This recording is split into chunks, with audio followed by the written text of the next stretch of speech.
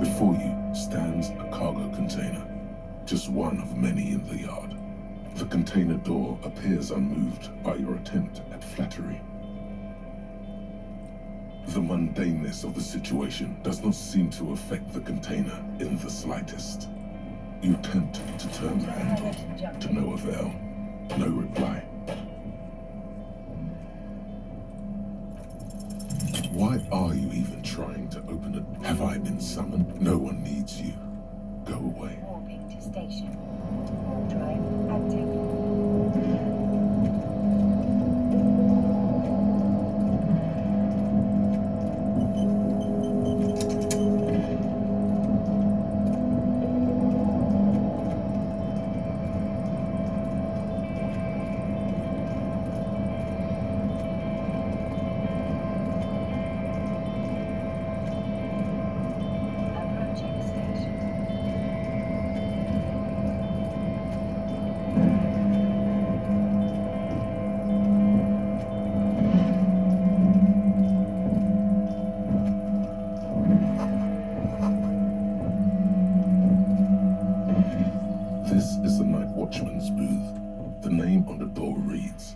'René Arnaud'. Nothing incriminating catches your eye. The cabinets are clean and their sparse contents meticulously organized. There's a framed photograph on the table.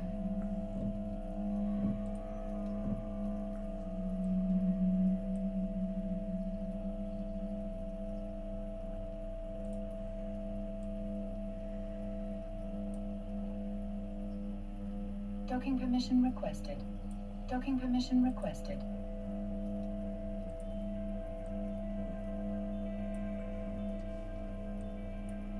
$32 gold.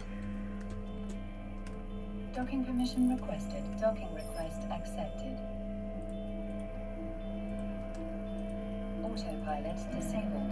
Waypoint reached. Oops.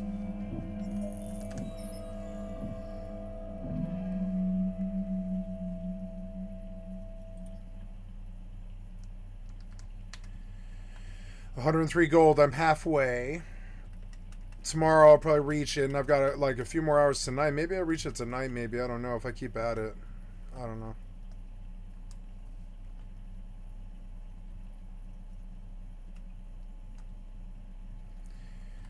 Whitewood. Yeah, I wanted to go that way. I always go this way, so I will go out the other door and go around the side. Okay. There we go.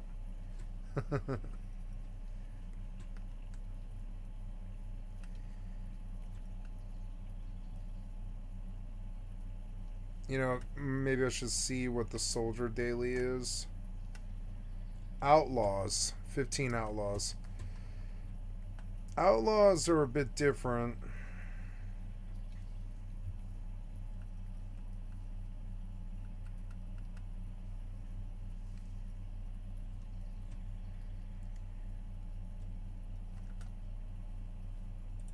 It's a black and white photo of a young couple out in a street fair. The man is young, dark-skinned, and dressed in a Royal Carabinieri uniform. The girl is smiling playfully at the camera.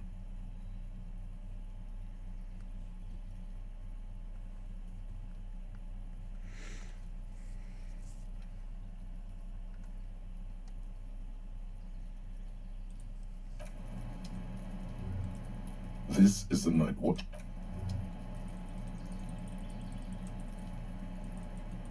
Okay, so I think I've done everything I can do.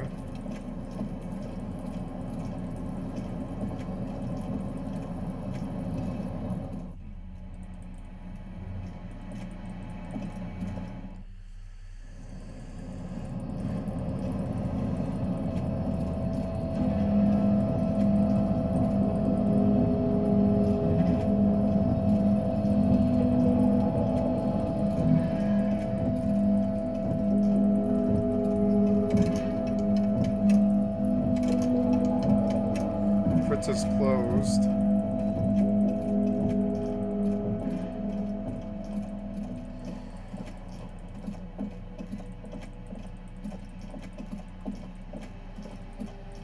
I want to see the lady. Oh, there's somebody. Let's talk to them.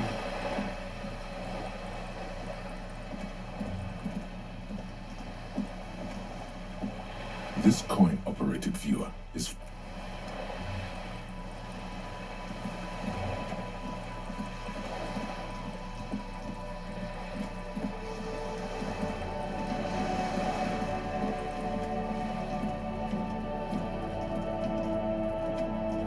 just an ordinary wall.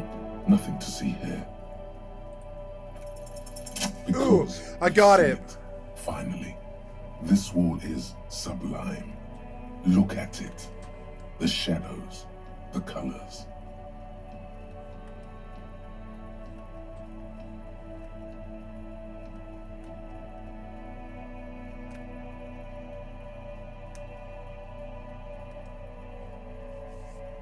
I love Mortal. I'm so glad it was able to cushion the fall of leaving Rust, you know? It's good. All the other walls on all the other houses must make a pilgrimage in adoration of this, the uncontested pinnacle of wallcraft, color peeled from the very face of God. Oh, Wallfather. Absolutely. Cindy the Scum has a paintbrush. Yes, great.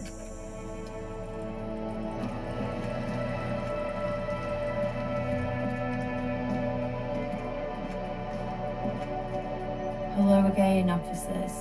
Have you come to admire my mural? Ooh, not only have you found my address, you've discovered my biggest secret. I'm a coal miner. Yes, I keep hoping a shaft will collapse on me, but somehow it never happens. Does anyone in a city like this? It doesn't have to do anything at all. Nothing does. Like me. Right now, I'm doing nothing at all. Shoot, Piggy. It's what you do, isn't it?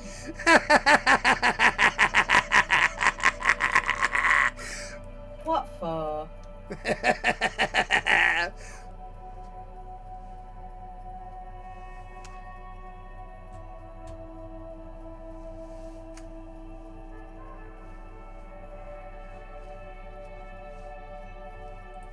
Well, if it's for art, but what kind of art are we talking about?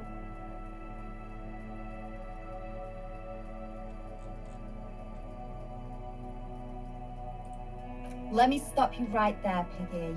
You have no idea, do you? No idea. No brush? Fuck off. Yeah, not gonna hold my breath, Piggy. You look like you'd suck. They do say the painter always paints his own portrait. No, it's great. That's pretty fucked up. Even for you, Piggo.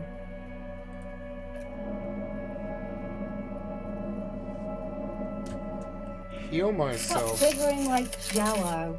Then you won't get fucked. I think everyone would rather you. You're a real sad sack. You know that? Go ahead then. Art it up. Just try not to hurt yourself. I'm no self-portraits. Oh, but I'm all out of fuel oil. Yeah, fuel. What do you think I was using? Aquarels? The government uses such a nice red colour to mark its heavy fuel oil. I simply couldn't resist.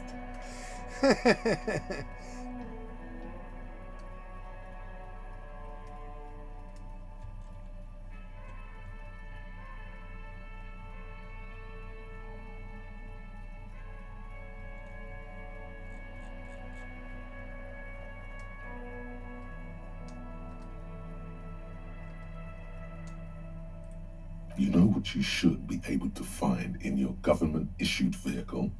Red-dyed heavy fuel oil. That beautiful wall deserves nothing less.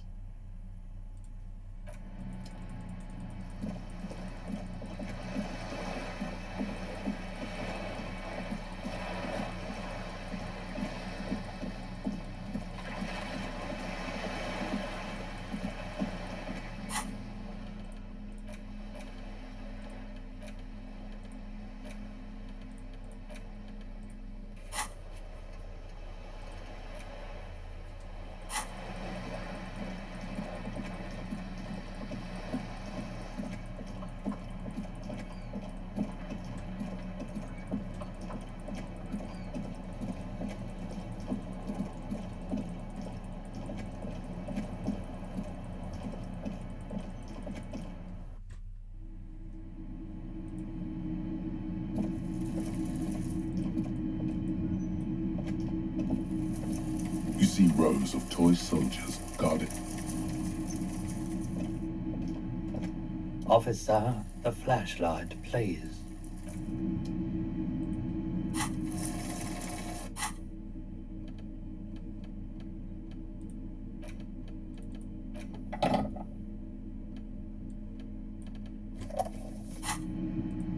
Hello, hello. Let me know if I can help you with anything. Sure, let me have a look.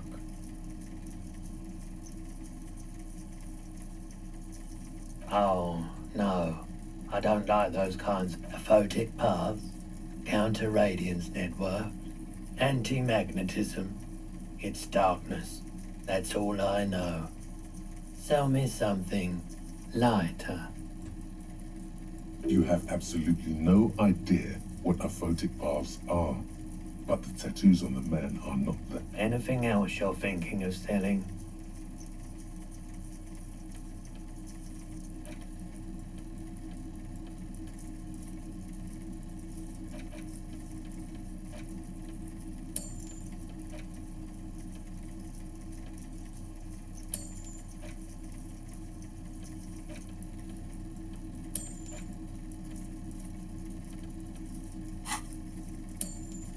Another time, perhaps.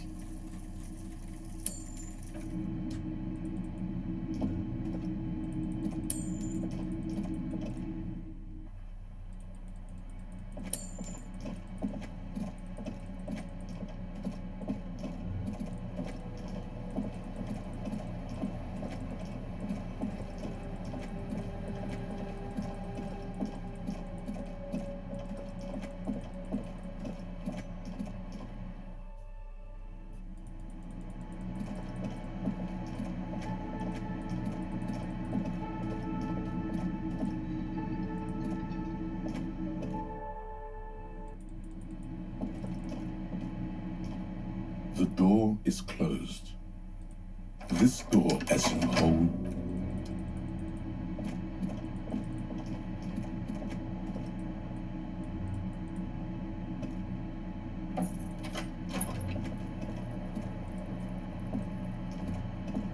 the bed is cold and not.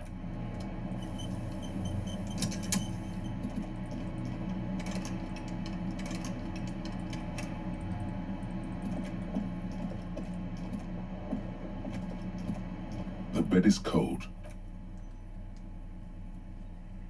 The sheets feel at once coarse and clammy against your skin.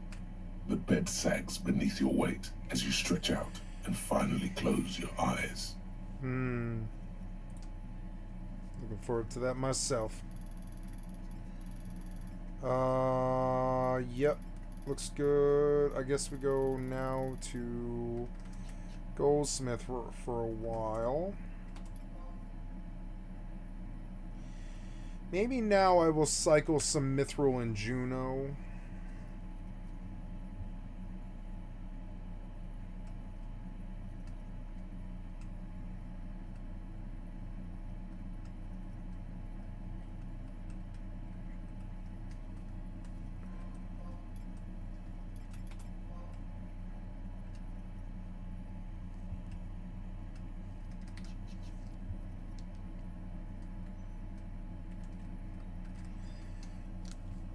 Goldsmithing is 41.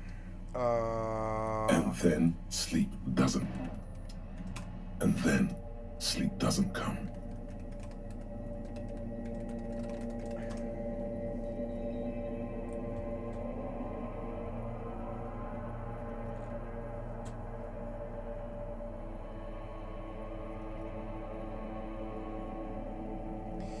Gold dust. So annoying.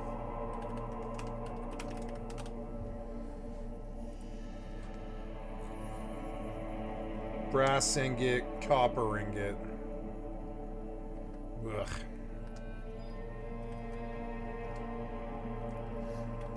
Brass ingot.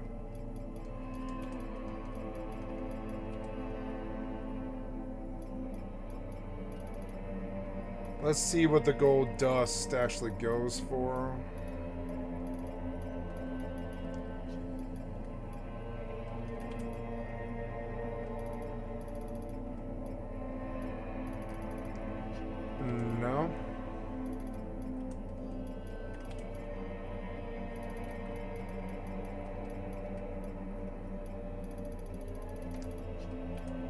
Love the music, it's so good. This thing's depleted.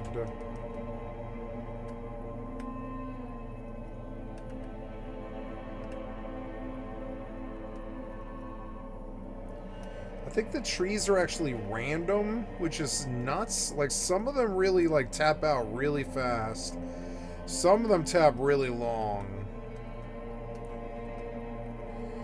There's a... and that might be why. There's a guy here, and he's chopping.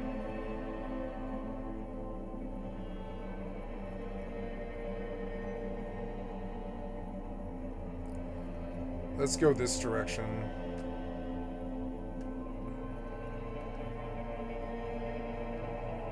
Yep. Oh, I'm out of book again.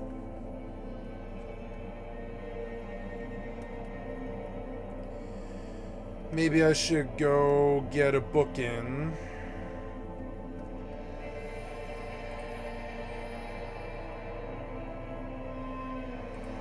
Obviously, you're in bed with your eyes closed, but it's not happening.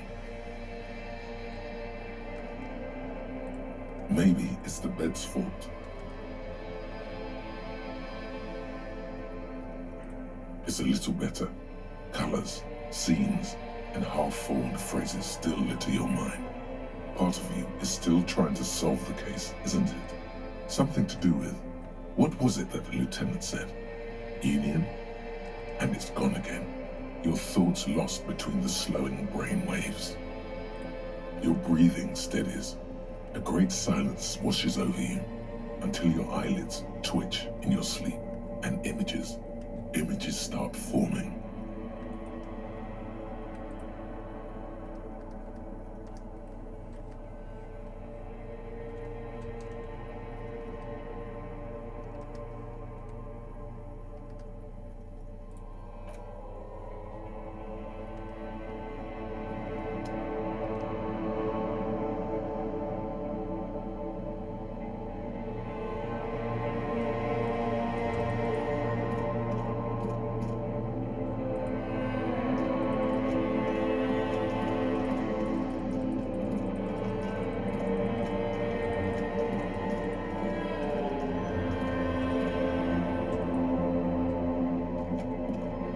Do you remember the scent of your childhood?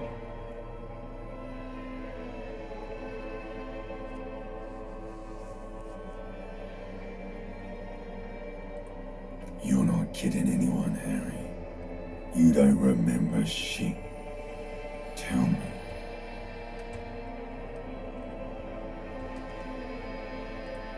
Do you remember your wife's hand on your face?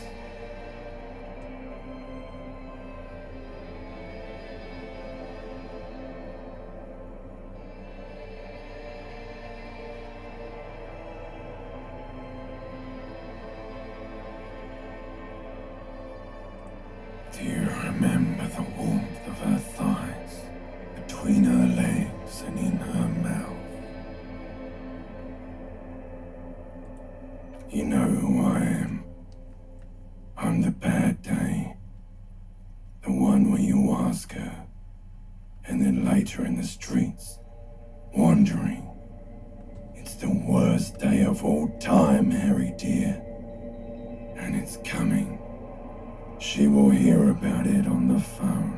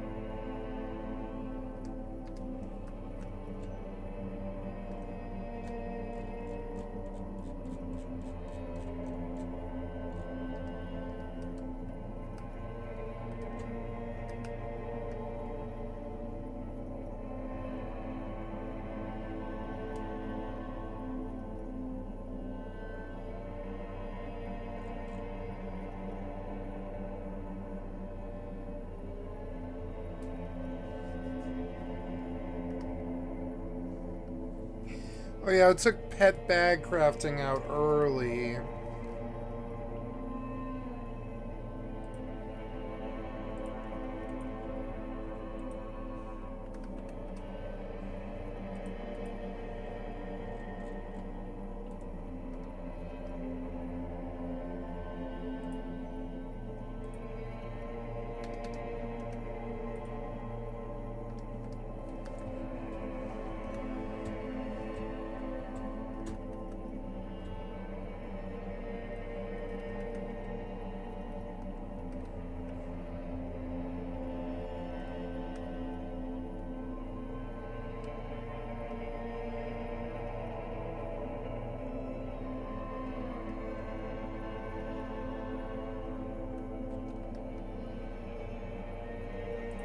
Reality will turn into a grotesque nightmare.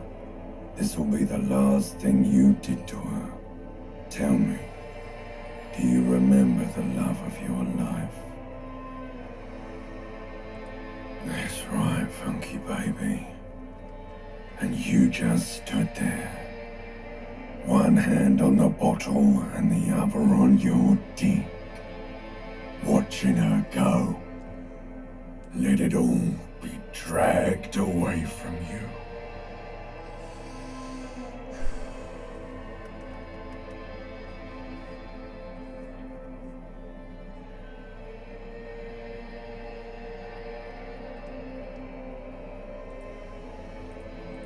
Tell me, where are your friends? Human beings have friends, Harry boy. Where the hell are yours?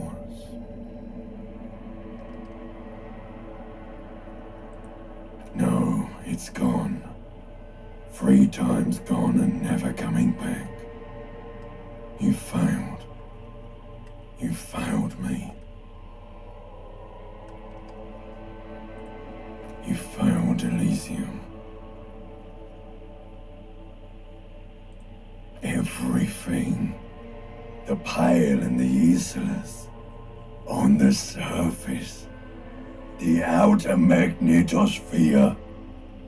Burning, furious truth. 8,000 years of written history.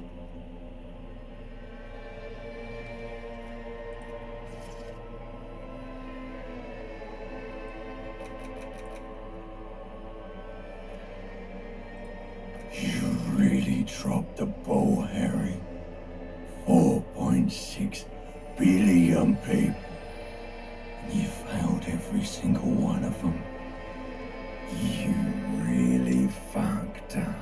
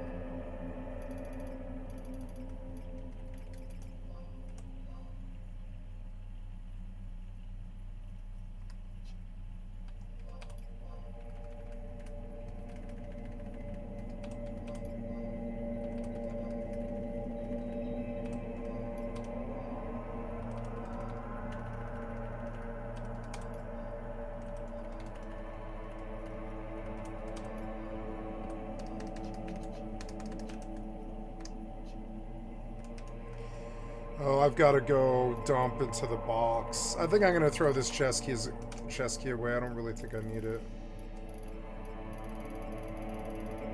Oh, that armor can probably actually go in my mug wardrobe. Yeah, nice. Yeah, you and you. Okay, and I can sell the rotten meat, and I can sell the water crystal and the ice cluster, and then that gives me enough room to stack up with a whole bunch of mithril, and I'll try to make some money.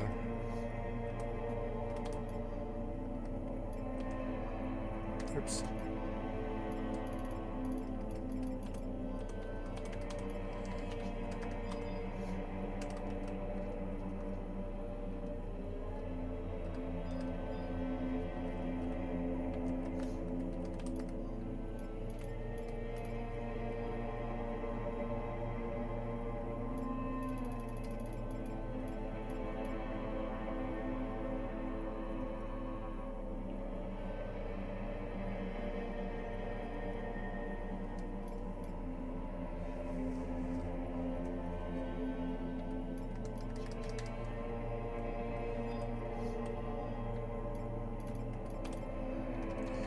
12, not bad.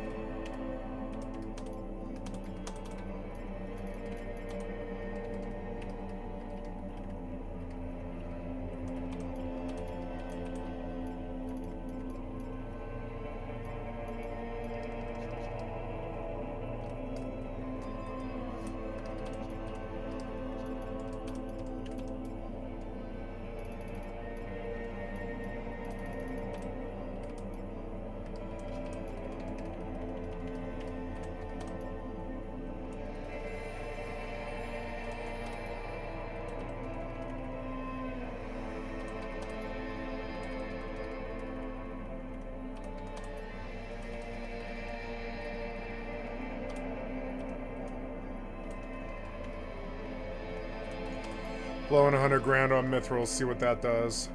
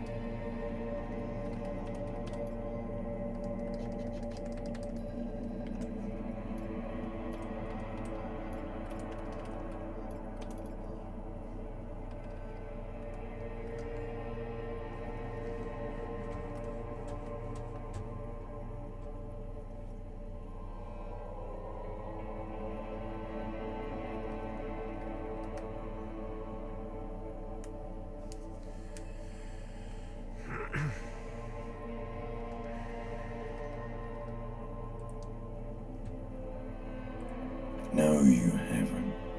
You're just sleep talking. And the act is wearing thin, too. The spots on the disco ball fade around you. You'll be back in those cold snakeskins in no time, sweating up the bed. Stinky boy.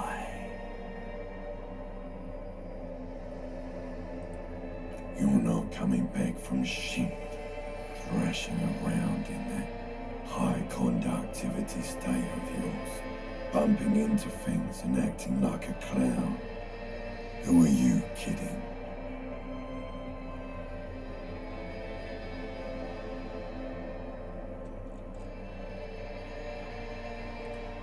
You're trying to what?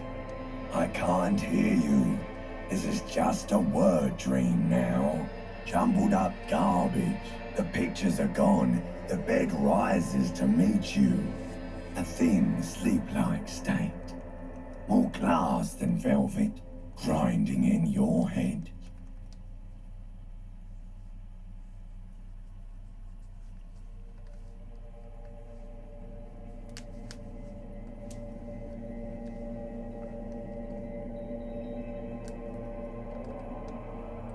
So something is wrong. Sleep shouldn't be this bad, this No, dry, it this shouldn't. unnourishing. There's something wrong with your thoughts. Some kind of new type of hangover. Oh yes, party boy, and it's worse than the one before. Just think of the shit you saw. Here it comes too. So soon already. A silent alarm goes off in your head like clockwork. Barely let you sleep at all. Time to get those clothes on, Harry. Time to go to work in the shit factory.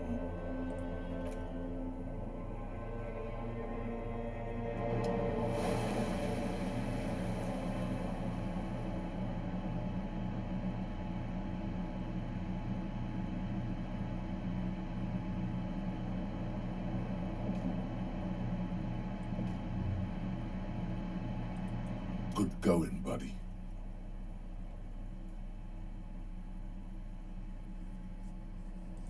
Oh, just a dream. You have ones like that all the time. You feel even worse this morning than you did last night. You mean, why are you so tired? Too tired and down to even think? It is worrying, isn't it? You can't be a detective like this. Detectives need to be able to think.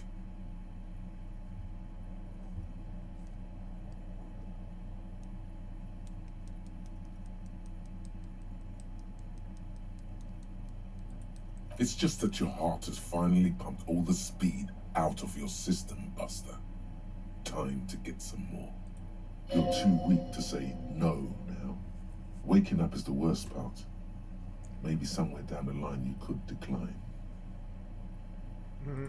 Speed is a potent central nervous system stimulant. It kept you propped up all day yesterday, despite your debilitating hangover. How else did you think you even got up from this floor? I know that feeling. Yeah, there's like one of the beautiful things. It's power, man. It's professionalism. It makes you feel like you're young again. Yep. And ready to detect. Ready to go to war against the Ready world. to detect. One of the beautiful things about speed is you go to this lucid place when you sleep and you're high on it, where, yeah, your body gets its rest, but you don't totally, I think, you don't totally get good REM sleep very much. And then you can just spring up after like 4-6 hours something. You can just spring the fuck out of bed, no problem, like nothing, because you weren't truly in a deep REM state, because it's impossible on meth. But you can fall asleep. You can like fall asleep on meth. But it's still such a stimulant that your body doesn't relax while you're sleeping. And one of my favorite things about it is you can fire out of a motherfucking cannon out of the dead of night after 6-7 hours of sleep or something. You can be like, what? I'm up, ready to fight. Doesn't matter. I'm totally awake and lucid. What's up? Let's go. There's none of this, I'm groggy and I gotta get like some coffee, or what's going on? Man, is it sunny today? What's going on? Or whatever, right?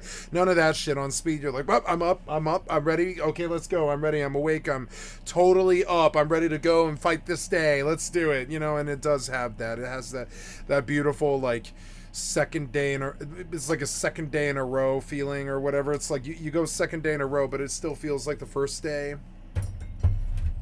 And this is why people use it for war. That's how we got it. I'm not going to go looking for speed on this playthrough. It's not my lifestyle anymore. But honestly, when I first played this game, I absolutely did. I did first go for the first speed opt-in.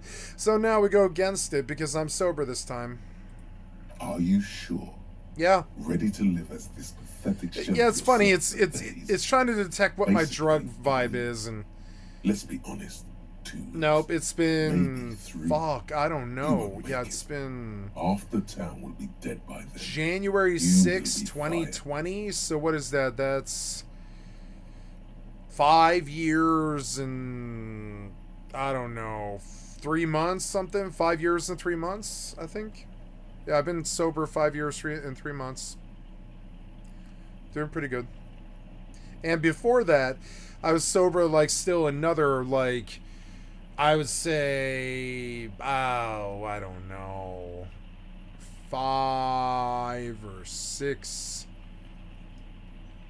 Well, no, let me think about that. Yeah, about 9 months before. So I mean, it's actually a lot more, like 6 years.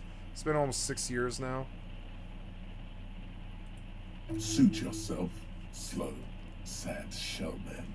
See how you do without your spark. I'll be okay. I always am. Damn it, this guy's like right next to me and I don't like that. Damn it, furs.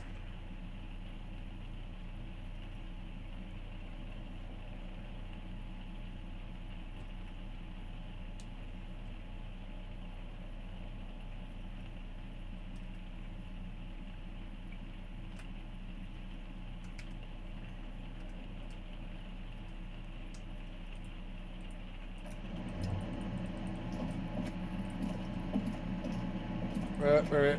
Gotta say it before you look in the mirror, because it's kind of profound. A mirror hangs on the See it? In it, your face, adorned with the expression. Yes!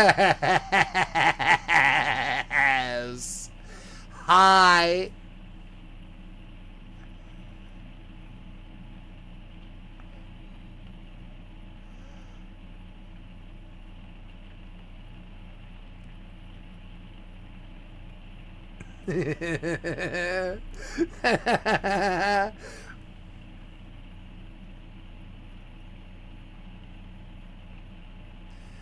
Man, my face isn't like his. I don't have the leather face. I love it.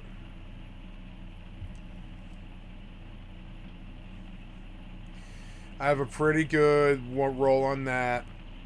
I have a pretty good roll on that. I don't have a good roll on that. Encyclopedia 97.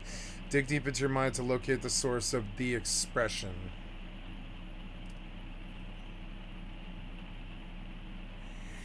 The source of the expression is that I know I'm happy. It belongs in the third decade of the current century. Enough time had passed from the failure of the revolution that, for a fleeting moment, free market economy seemed like the ultimate, uncontested way of life for our species.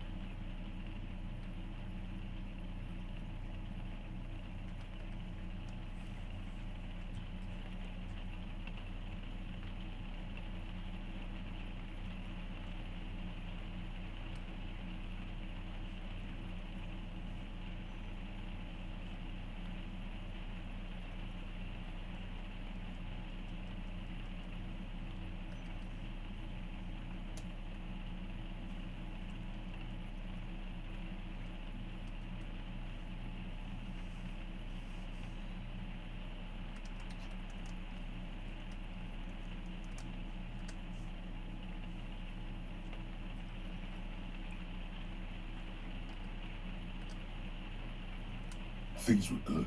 It was smooth sailing. People made gold and champagne I remember. interiors and facades to Yep. suit the times. The new style. The new style. The new But style, more bitch. importantly, The this new could wave. happen. Rave. EDM. Love. Love happened. Forever Show, your city.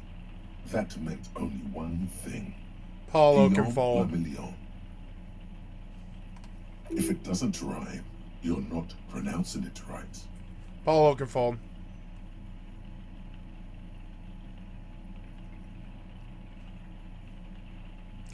Paul Oakenfold.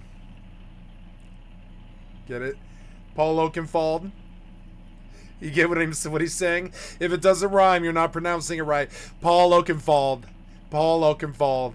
Paul Oakenfold. You hear it? I know what he's talking about. You didn't. You weren't there. Out of the dazzling swirl of disco music in Yep. the open air, Do do do what do in do we, do somewhere in the do River Show do do West, do do Guillaume's do blonde mane do. appeared on the screen. Yep. He sang some bullshit. Then he made the expression. Yep.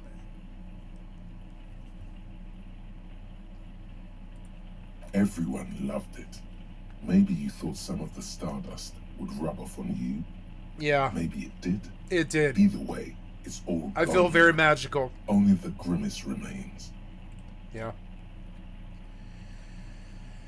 If you do something like 200, 300, 400 hits of acid, I really don't know how many it was. Like 500 or something, I really don't know. If you do like 400 or 500 hits of acid, you kind of fry your mind. But I think my mind is totally fine. And some of the stardust, it stayed. And I'm a very magical person, but I don't really recommend it to people.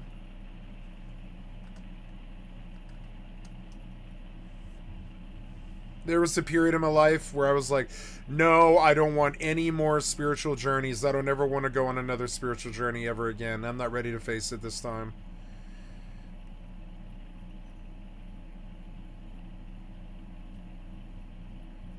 How long ago was the new? The click is used to spur on a horse. Yeah. It also features heavily in Guillaume le Million's regional mega hit, Don't Worry, Your Pretty Little Head. Oh. Yeah. When the DJs hit, They saved my life.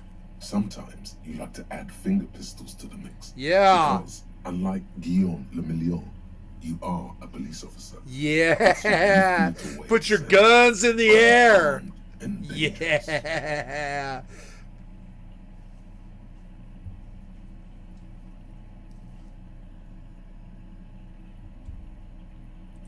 There is a vast ocean of time between right now and the expression looking good on you, or anyone. 2 decades, if the calendar is to be trusted. Humanity has run aground in that time. It's a damn it, humanity! You must do better. The expression is damn it. Yeah, the expression is a relic. Yeah. You have some understanding of the near history of disco. Yeah. Plus the trivia you've picked up along the way. Yeah. Episodic memory, however, remains in the dark. It may never return. You should prepare yourself. It'll never come back. It's gone. I hate it.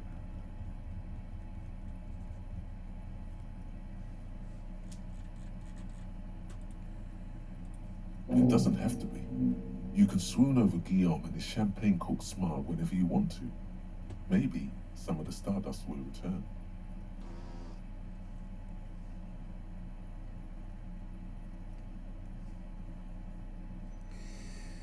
I think I want to try the chain cutters first. The chain cutters slip out of your hands as you attempt to twist the faucet into place. Well, you know one thing for sure. You've probably never been a plumber. Come out. Save. A mirror hangs on the bathroom wall.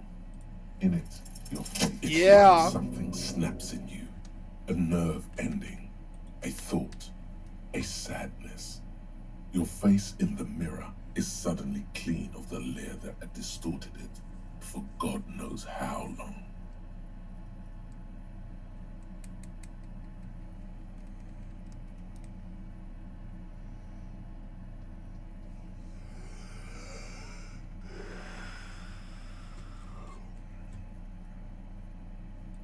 Just like that, it's over. The running gag that your life had become. A sad old man looks back at you. It's deep. Yeah. Whatever, we had a pretty good youth, you know? The bed is still cold.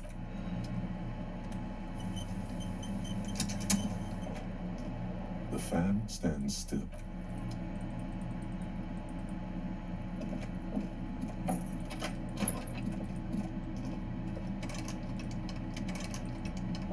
It's 7:38. The door is closed. Still nothing. You should punch a fucking hole in it. The murmur in your...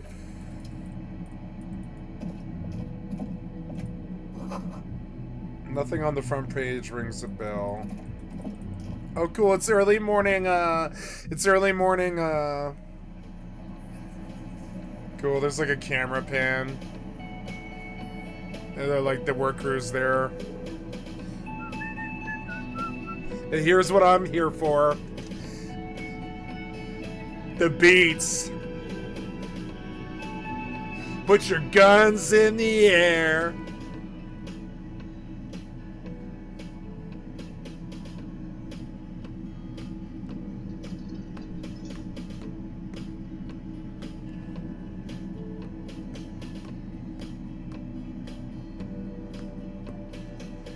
Disco is an art form.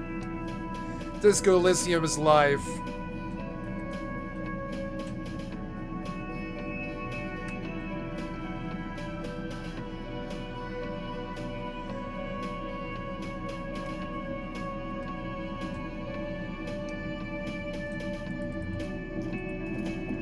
Good morning. Feels good to beat this game on record, you know?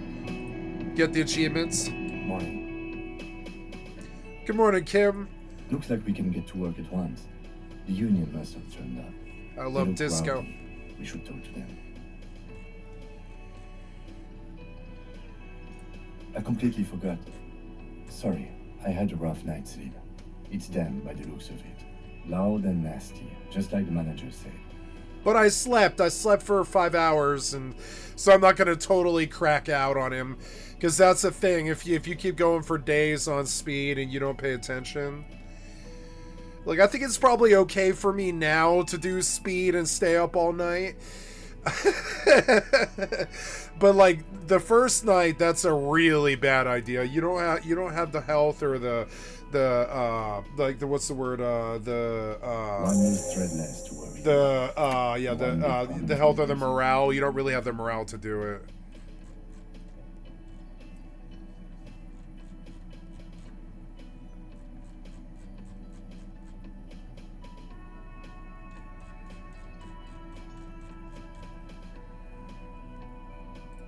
I mean ungovernable.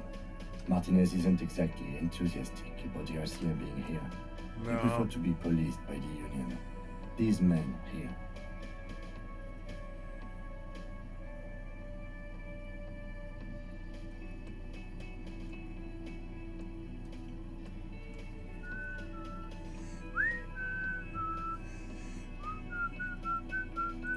Men who drink beer for breakfast? Did it all my life. All my life since I was like 13. Beer for breakfast, bitch. That's how you know you're from the lower class. I'm sorry, but... Yeah, if you're waking up and you're pounding like 4 shots in the motherfucking morning just to go to school, you know you're from the motherfucking... You know you're a redneck when you're thinking about that bottle of vodka that on Monday morning... And you've been drinking all goddamn weekend, and it's Monday morning. You really shouldn't drink before you go to school or work or whatever. Fuck that, 4 shots. Drive on down to school.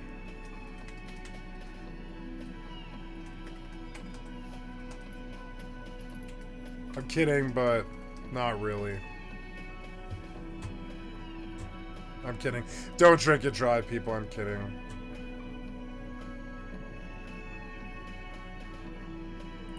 Everything points to Dock Workers Union. The belt used for hanging him, the circumstances in Martinez, my preliminary information. Which may, of course, all be wrong. But I love this game. This is a good second playthrough because the first playthrough, like, let me understand what the story was. The second one, you get to manipulate it like how you want it to be. Once you understand what it is, it's a labor dispute between 2 people and they waste some dude. And it's actually, in my story, it was like, at least last time, it was like a sniper. It's a spoiler, but there's many endings to Disco, so I don't think it's that big of a spoiler.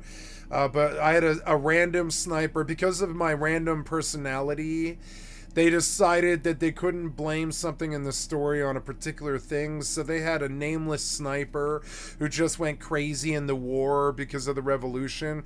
He just fires at a fucking at a motel window for no reason because he's like a beltway sniper. I think it had something to do with my personality. It was a little bit too random for the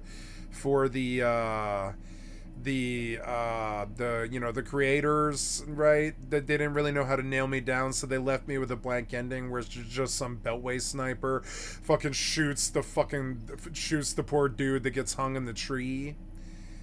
And that's not really a good ending, really. I mean, it is because it fits my personality. So this time around, we're going to go through that. And I was actually on drugs when I did Disco Elysium the first time. I really was. I remember parts of it. I was really high.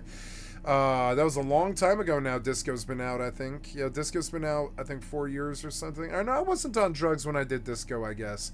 I would have been sober when I first did Disco. But I had just freshly got off the streets from methamphetamine. You know, like I had just gotten off the streets. I had fallen down the streets for like 7 years, and I'd just gotten off. And meth was on my mind because I was an ex-addict and all this stuff. I still am. I'm an ex-addict, but like... this thing about like doing the story how I would have done it at that time in my life. Now the playthrough is like a little bit more controlled and a little bit more like, you know, my personality and what I want out of this, and I know how to shape the story a little bit better. So in the first day I got much further, but I didn't know they kind of cock block you in the story. If you get so far as to reach Everett Clare the first day, which is actually pretty good like story progress and stuff for a single day, you don't get the chance to meet him that night because he goes to bed, which is an interesting thing in the story because I think you could technically solve the whole murder crime if you could get his whole 2 cents of it and then go weigh in with the lady, because all it really is a union dispute, and then they push it forward and they want you to make your accusation so as to destroy the opponent. Both sides want to know what happens so they can just have the other side be destroyed, and so you side with one. I sided centrist last time. And I was like, deal with it on your own, and I'm not doing anything for either of you, and I'm not going to tell you who killed him. And then when I find out, because I just rode the centrist fence the whole time, I found out it was a Beltway sniper on the last playthrough. So I want to see what the playthrough is this time. Would I try to play a good playthrough where I'm a sober cop and I'm trying to, well, I'm an ex-drunk, I mean, I drink a lot, so I'm kind of a drunk cop, but I'm not a drug cop like I was last time. Last time I was like a druggy, artistic cop that was like fresh from the streets and was willing to do anything, but wasn't really willing to pick a side.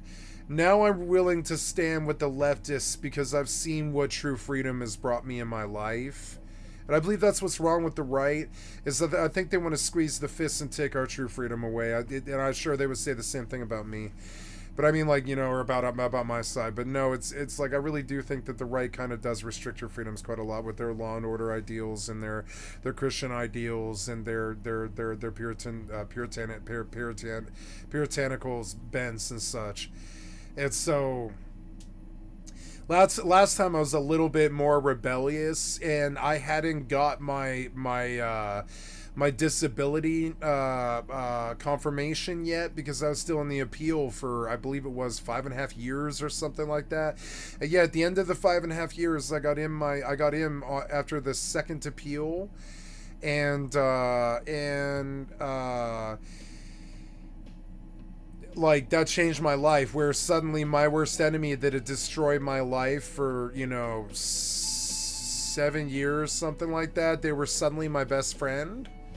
Everything flipped, and now I'm doing a playthrough from the commie, leftist, hippie, liberal perspective, but one that understands that law and order, civility, and government might actually be a good thing, because without it, I would have just died on the streets.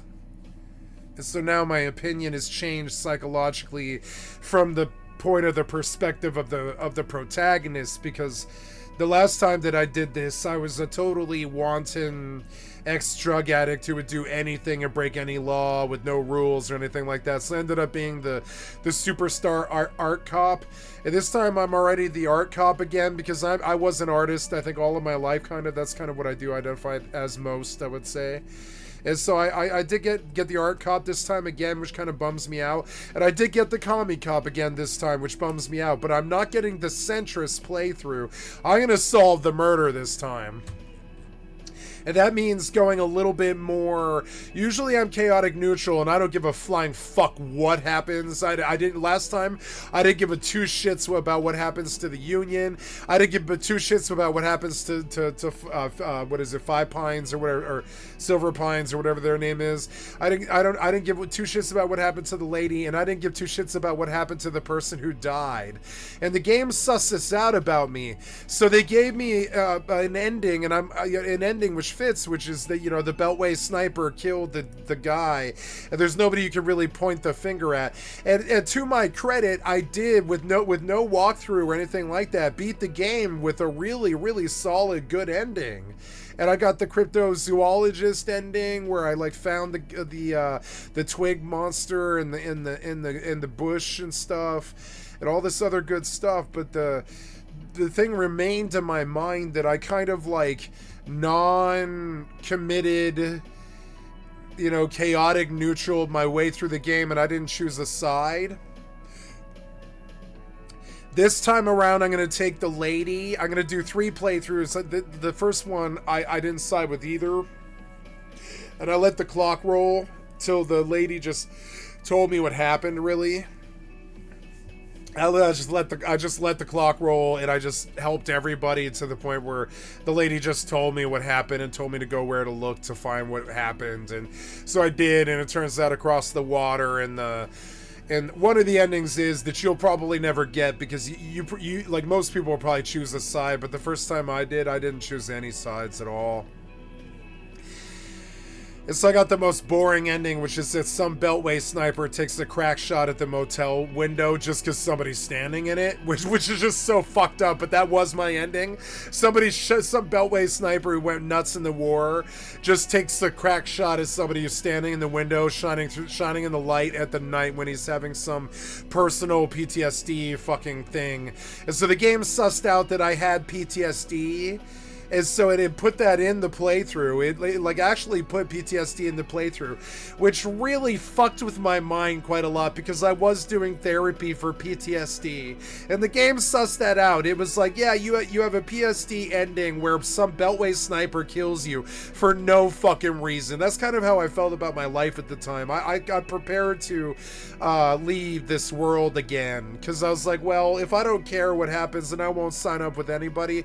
What's the fucking point of being here? It kind of affected me psychologically that I got the centrist ending where I didn't pick any friends and I didn't pick any enemies and I just didn't hang around anybody, and I was totally neutral to the point where they were like, yeah, we're gonna give you like a Tony Hill ending where the Beltway sniper just shoots some guy and you're chasing some rando that really made no sense.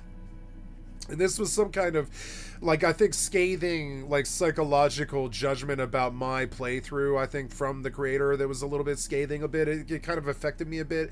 I think there was some judgment in it. It was like, come on, pick a side or something. Pick a side. I wrote this so beautifully. You should have picked a side kind of thing.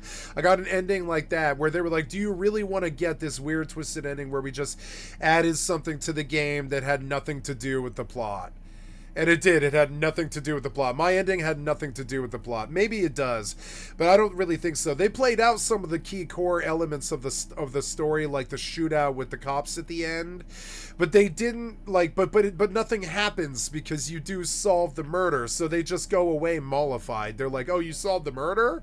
And I'm like, yeah, I've solved the murder. It's just some crazy ass fucking Beltway sniper. That's the problem with Chaotic Neutral. I never do anything good or bad to anybody. I might do something good for me that benefits me, but I won't ever do anything good or bad to anybody, really. And this is depressing to most people. They're like, pick a side or do something or back me, and I'm like, no, I don't want to back you or anybody else. I don't like the commitments or anything like that. And so the game sussed this out about me, and it didn't like that about me psychologically. I don't think the creator of this game likes that about people psychologically who won't pick a side. So they gave me this kind of bitter bummer ass ending. So now I want to find out what happens when you pick the good side. Well, not the good side, but the rational side. You can tell that El Everard, the fat, shitty oligarch, you know, fucking union leader who's gone corrupt, who's destroyed the other unions and is like, just like, you know, like basically has his hands in everybody's, like he's got a thumb in everybody's pie, like Elon.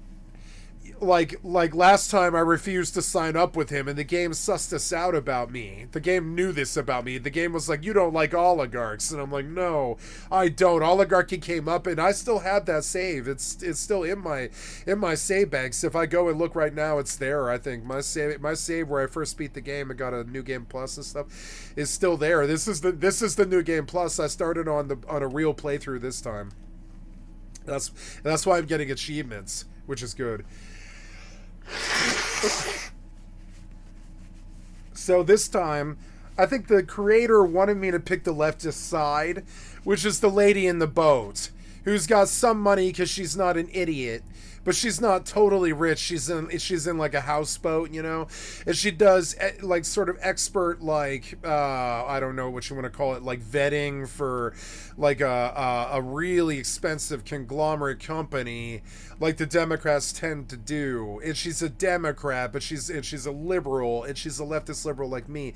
And that's who the story, like, and it's weird, the first time around I took the progressive approach because I was very, very progressive progressive. The election had just happened. I was like, I will not back the oligarchs, and I will not back the fucking fat cats either. I will not back the corrupto, fucking corpos, and I will not do the Democrats either. I was like totally progressive ending. But in the progressive ending where you won't pick a side is really depressing. It was really depressing. There was like, come on, give me some meaning to the story or something like that. And they were like, nah, random beltway sniper from across the water on the island. Now, they hint that that's where the bullet might come from, I think, on all the playthroughs, but they only give it to me, I think. I think it's a lot different from that. I think most of the time, I think the girl probably shoots him in the hotel room or something like that. And so we're going to see. We really don't know. I don't know on this playthrough what happens. Last playthrough, I can tell you what happens in the murder, and I can tell you what the frame line, what the base work of the story is without spoiling it too much.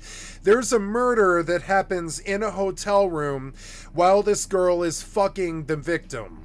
And that's the only baseline that you need. That's spoiler if you've never played the game, but it's not the ending. It's like that's like the mid-game. Now there's someone standing on top of me named Corundum. And there's someone over here named Dolphin.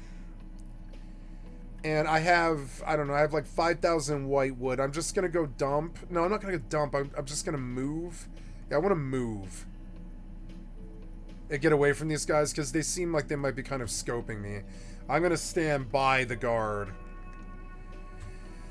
There's a really weird feeling of like actually living in the hotel that I think they could take forward in further story games like this, where this game's acceptable enough to me because you kind of do feel like you live in the hotel and the time kind of passes like an Extraction game where if you make a mistake, you can't come back from that. If you bum yourself out so fucking badly on some existential trip, the game tells you this. It has strong lessons about life sometimes. If your character bums themselves out about some crazy existential trip about how, oh, am I a commie? I keep rolling commie without meaning to. Or, oh, am I a fascist because I keep rolling fascist without meaning to. All my life I've used violence in video games as a solution to everything that I do.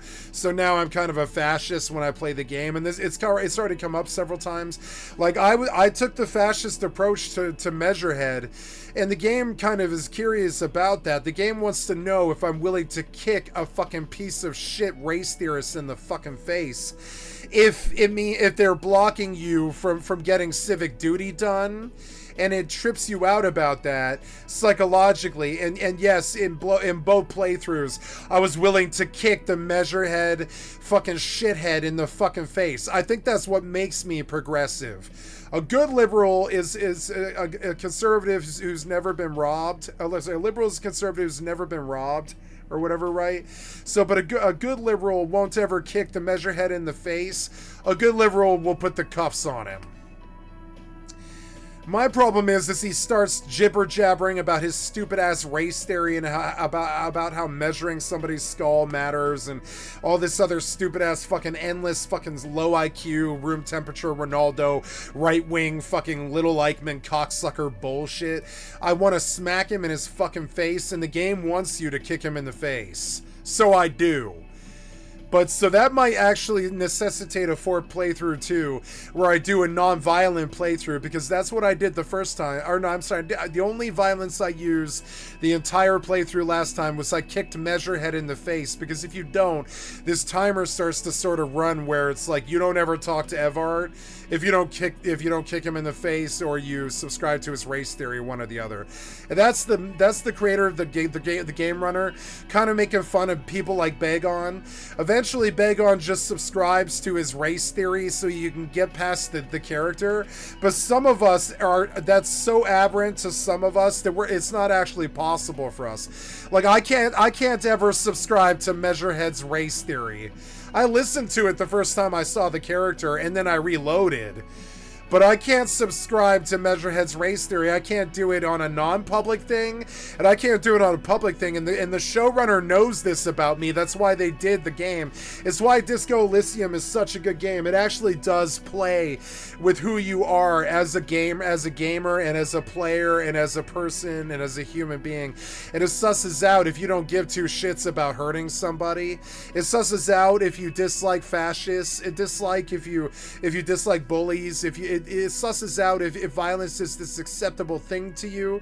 And it turns out to me that yeah, when it comes down to Hitler, I do play out like the centrist American. I guess I'm more centrist than I am now. Sort of. I am extreme, hardcore left-wing liberal. Like I'm an ultra. Like the lady on the boat said, I'm an ultra. I believe in opening the borders and ending all foreign wars and ending the military budget and using that money to go to space and then drilling for oil and gold in space and then building a utopia out there where war. Sure, you can do that if you want, because there's so many planets filled with so many people that who cares if you have starship battles, you know? Who cares? That actually probably might be considered maybe some kind. I think that's what the right wing wants. They want war to seem like some kind of noble pursuit.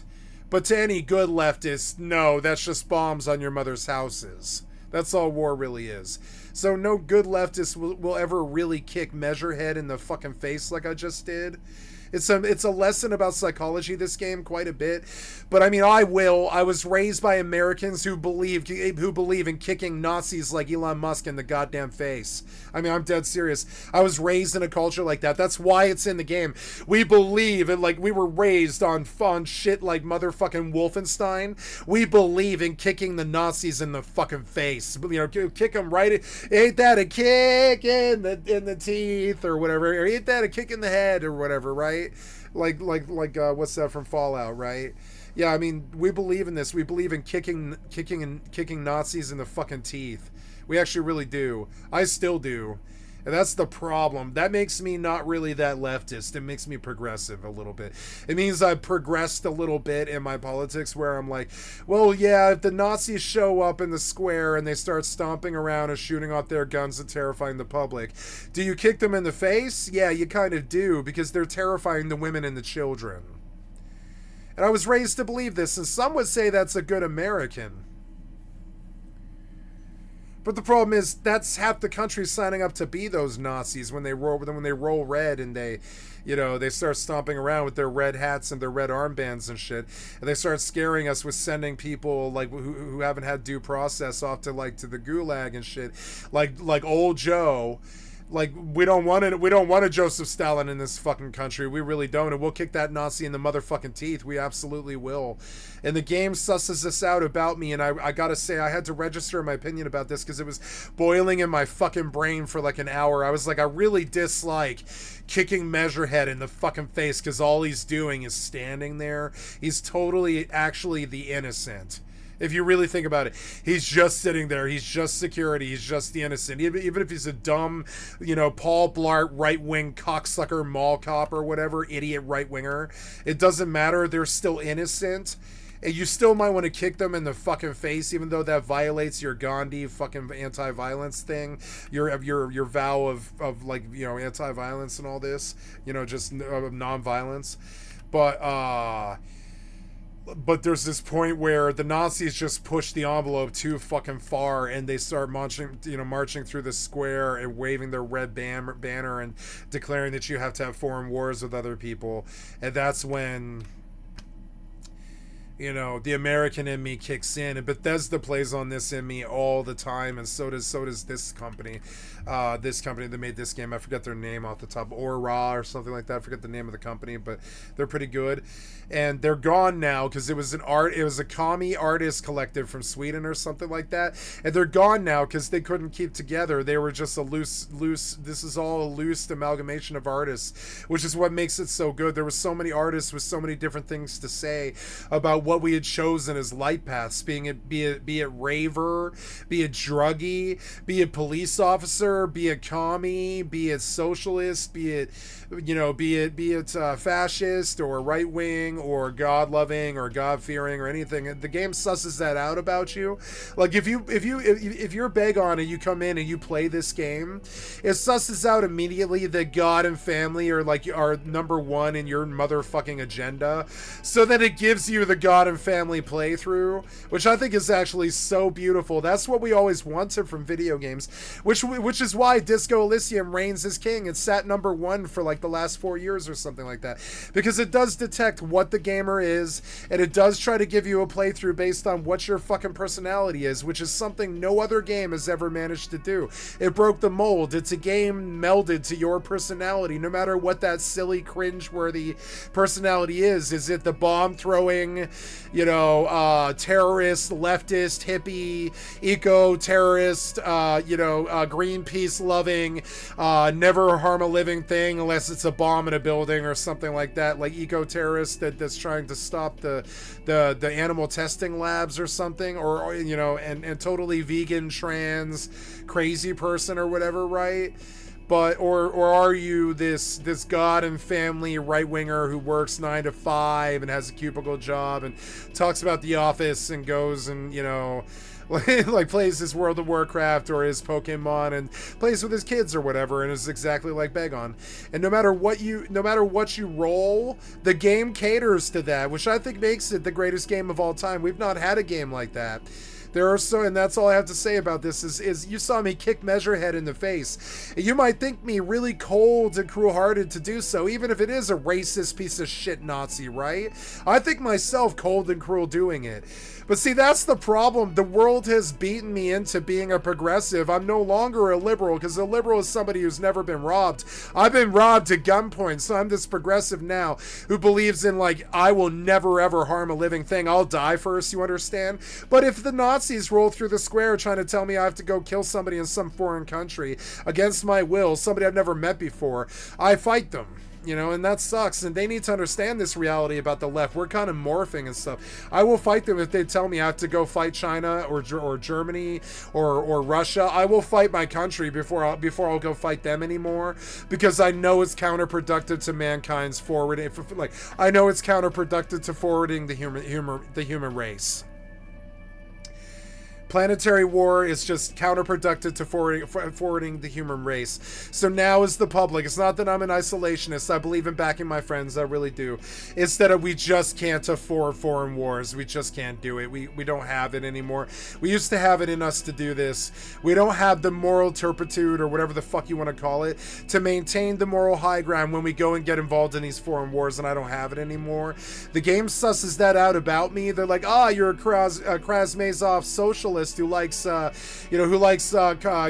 Marx and doesn't believe in war and wants the public to be taken care of by the public's dime, and nobody has any rent because everybody just lives and there's no starvation or poverty or anything like that because everybody's taken care of. And frankly, the worst problem in the country is that we're all bored and we're a hive mind, That's a lot better than what we have right now, where people are like dying and shooting each other and shit like this, in my opinion. Spoken like a true commie.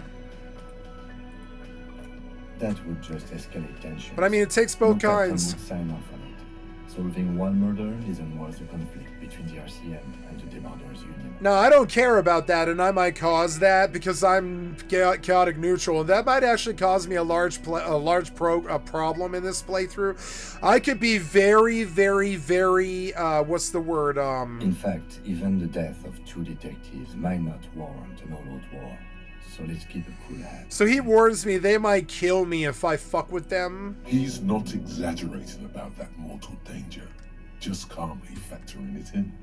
Your fists clench and your pulse rises uncomfortably. I mean, not uncomfortably, no. I'm not scared or worried about that because it'll never come to that. My problem is I have to show them, as I always do to these piece of shit bullies throughout my whole life or whatever, that I'm stronger than them, and I don't like that because that tips my hand. And then I have nothing else to use as ammunition. It's sort of annoying. So, why do we need to talk to them, right? Why do we need to talk to them now, right?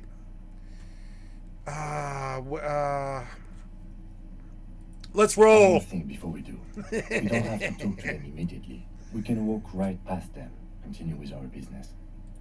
But aren't you curious to know what they have to say about the murder? They're in no hurry to leave. They think they own the place. Anyway, I leave that choice to you. Whatever you decide is fine by me. Yeah. I have other stuff with other people. I have to talk to everybody. Like, I think Gart has something new probably Can now. I help you? Got the 20 real? Good. You got the room for the night, but remember, you'll need another 20 real tomorrow. How could anyone forget, asshole? I know, that's how I feel about my rent, too. How could anybody forget? Just a moment.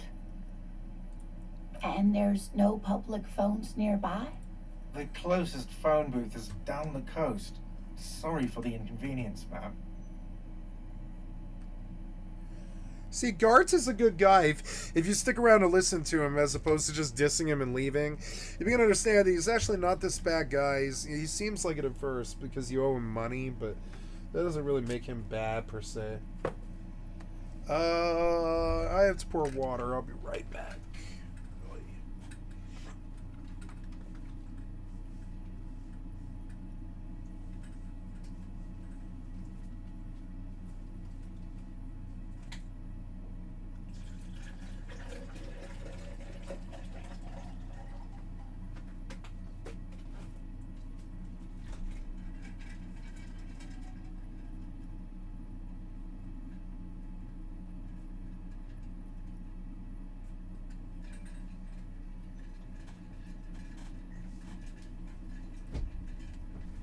I'm so glad I bought Disco because it's nice to get the achievements and prove that I played the game, you know.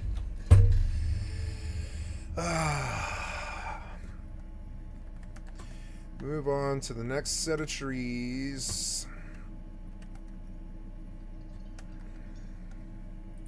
It's fine, I understand. Thank you anyway. I'm glad to see you again, dear. Please don't trouble yourself about me, sweetie. I was just hoping to make a call, but the Whirling's phone line isn't working.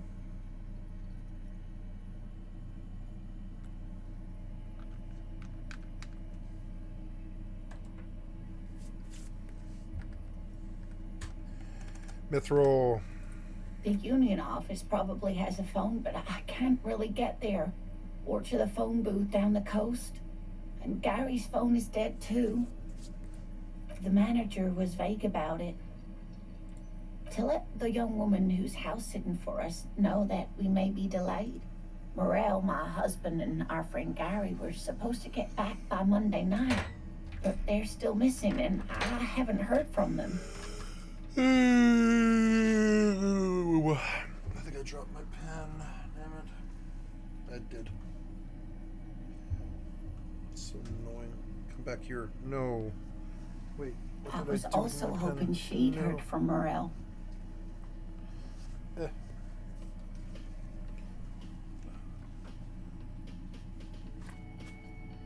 Oh no, did it fall? Oh no.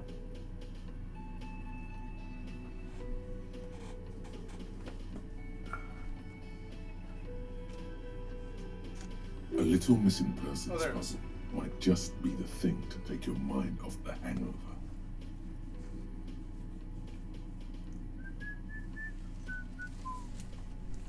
What about that? Would that work? No. Here, just set it up again like that.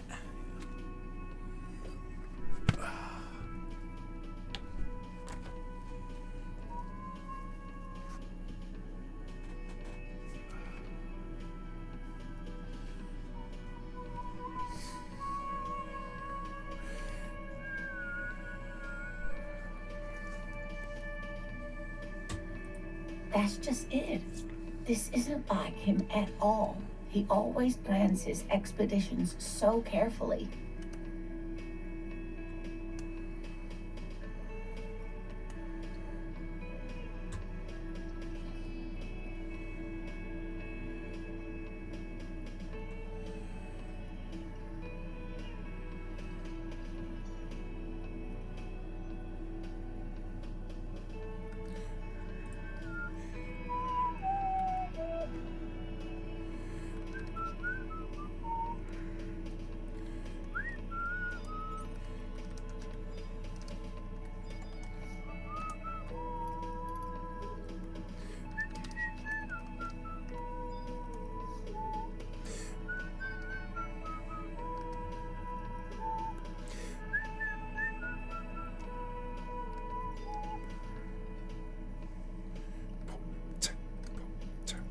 cold breeze hisses through dense thickets of reeds.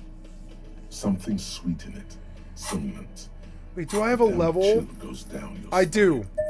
When you look around, you're still in the whirling in rags.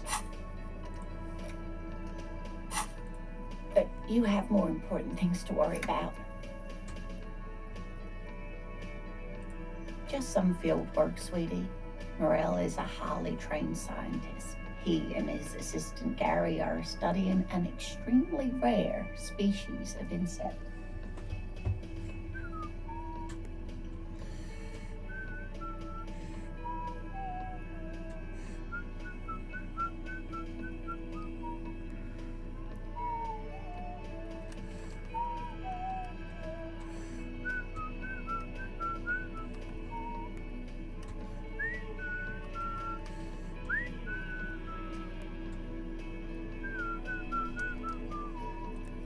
But they should have returned by now.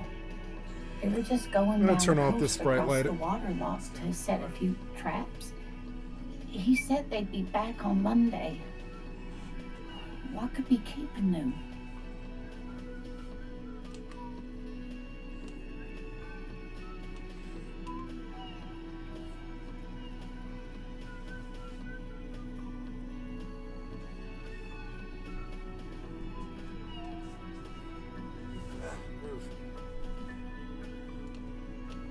There we go.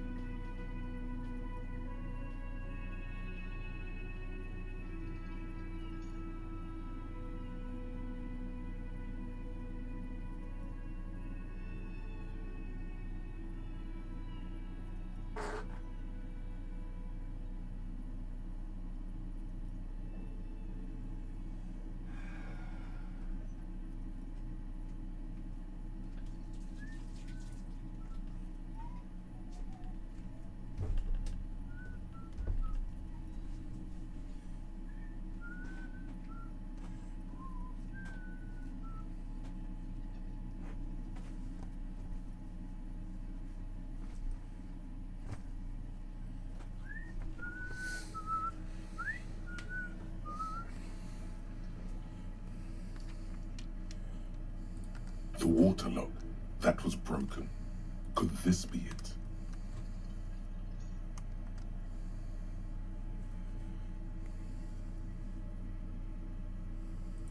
Oh, sweetie, it's nothing like that.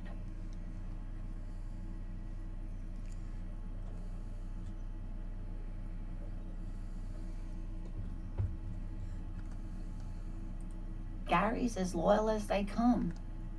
I trust him with my husband's life any day.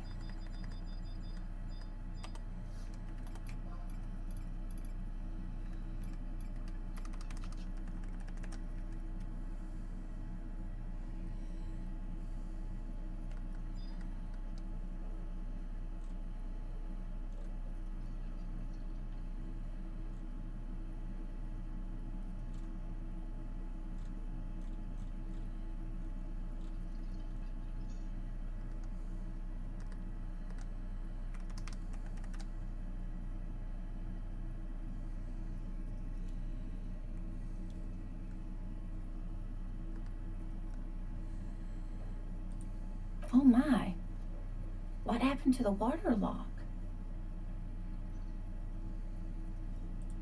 Oh, sweetie, if it weren't for you, I'd be looking forward to another sleepless night. Thank you from the bottom of my heart. Thank you both. You're welcome, ma'am. I hate to ask, but if your investigation takes you to the other side of the coast, please do I keep an love eye this out for game. my I wish I husband. had this game when I was like 12 years old. These kids are so lucky. I would have beaten it over and over and over and over and over again. I would have been like, what else is to do? Yes, some left field scientific research is exactly what you need right now. Funk up that vanilla murder investigation. It's an isometric game, but it's mostly just a voice game. That's acceptable when it's like a voice game like this.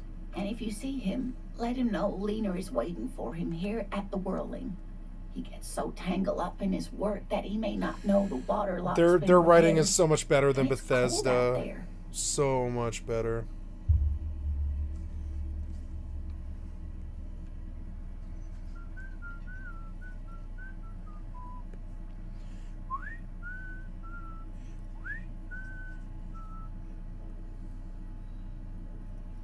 I love my new keyboard. I love my new keyboard.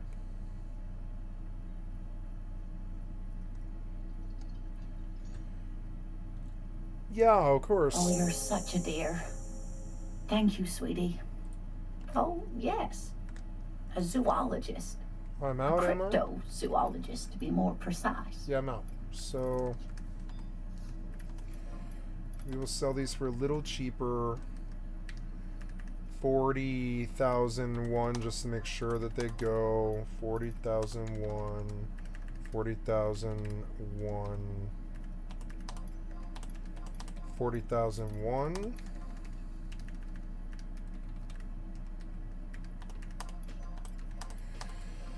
And I'm just gonna keep going.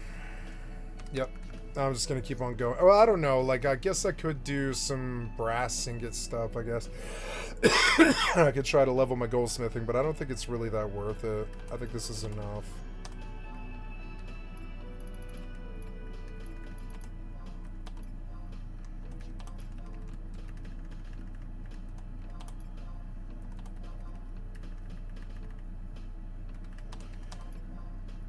$8,100, $8,100,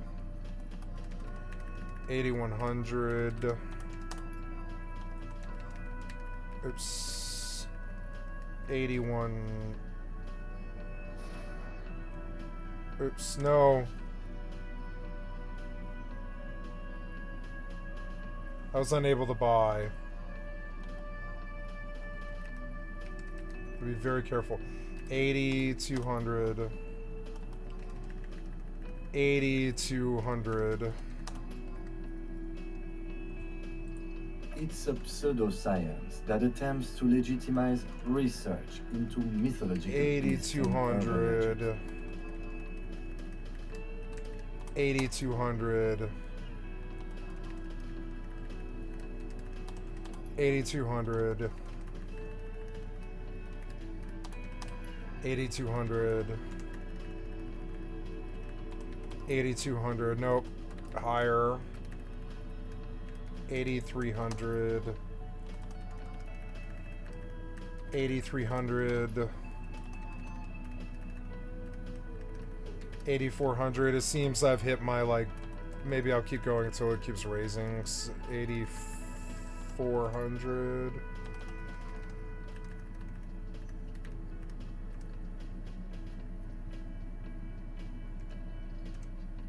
8,400.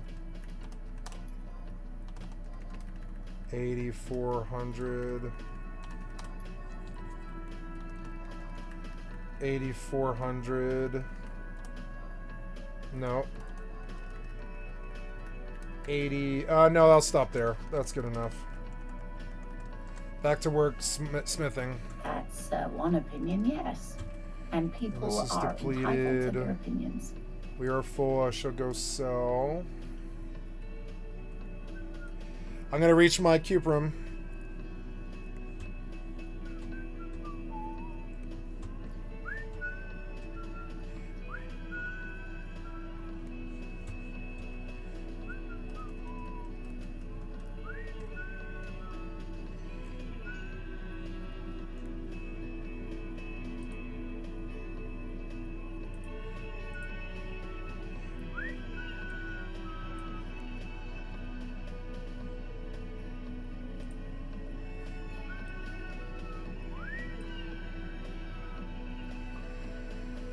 $50 gold. Not bad.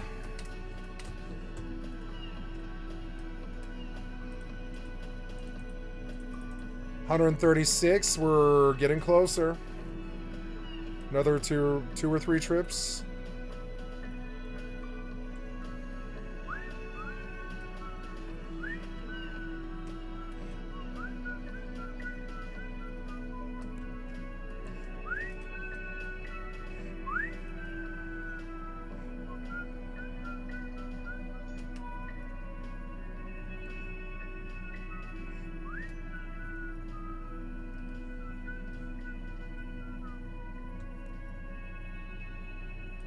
My apologies, ma'am. I did not mean to undermine your hobby. It's not a hobby, dear. It's a subfield of zoology, one specializing in animal species that are so exceedingly rare that many assume them to be extinct. But we need that, though. We fictitious. need them to do, we need them to solve mysteries, though. If they suspect something's there because there's been some kind of indication that there might be, how do we find out about things in life? We figure it out. And so, maybe those things don't exist, and they're just crazy crackpots. But we do need, if there's a mystery, we do need to solve it, and we need to figure out what the causality was that made us suspect something was wrong in the first place, Oh, I like my new keyboard. It's so good. It's so good.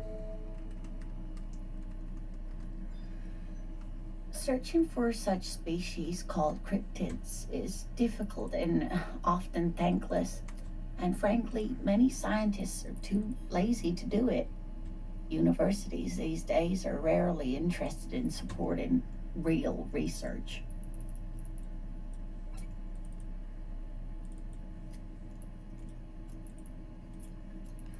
I'm interested in it. I'm not interested in it. I'm interested in supporting it, because if we don't solve these mysteries of what we think something might be, we won't figure out the causality. If we don't figure out the causality, we don't figure out the cure for cancer or something. This is how we attain things as humanity. We just get stronger and stronger by figuring out what the solution is to things, why things are. The quality of research at Revacholian universities has been on the decline, but you doubt there was ever a time when cryptozoology was embraced by the academic elite. Oh dear, I'm not sure where to begin.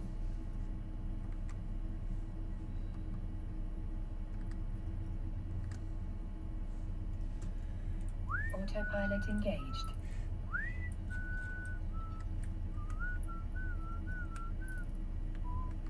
See, I believe now that Eve has like leaked. Maybe it's lossless. Something's wrong. See, it's 155 in here, but it was 20 when it was out there. I think lossless screws up sometimes.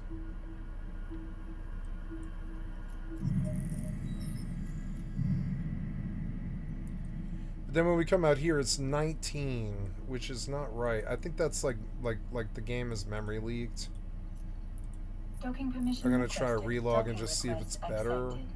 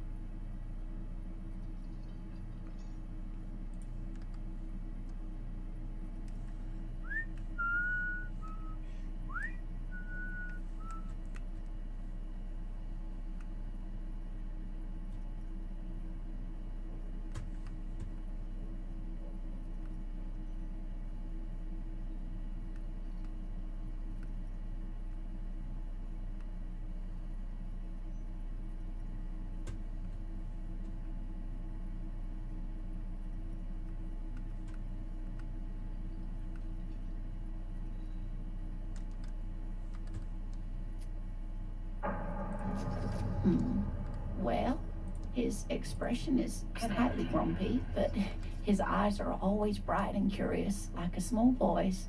And his palms are quite coarse from all the field work, but he's quite gentle. You can't go around Revachol feeling grown men's hands. If you want to find her husband, you'll need more concrete information. It might be Disco, actually. Because I am running Disco off my drive, which I forgot. I could run it off GeForce Now.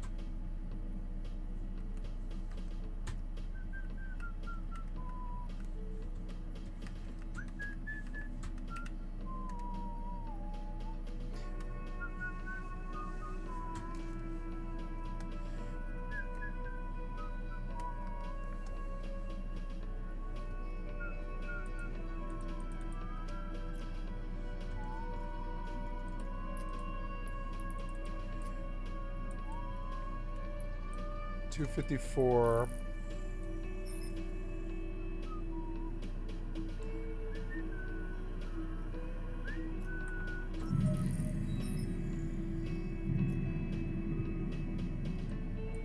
No, it is just Disco.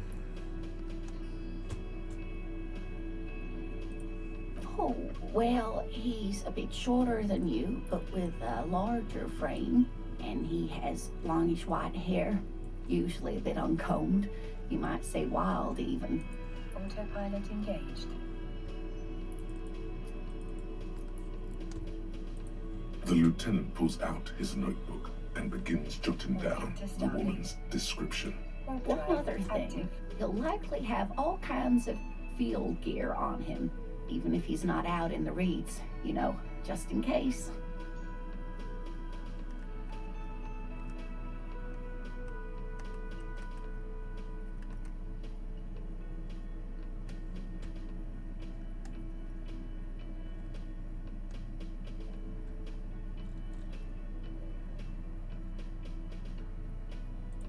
We'll be celebrating our 16th anniversary this autumn.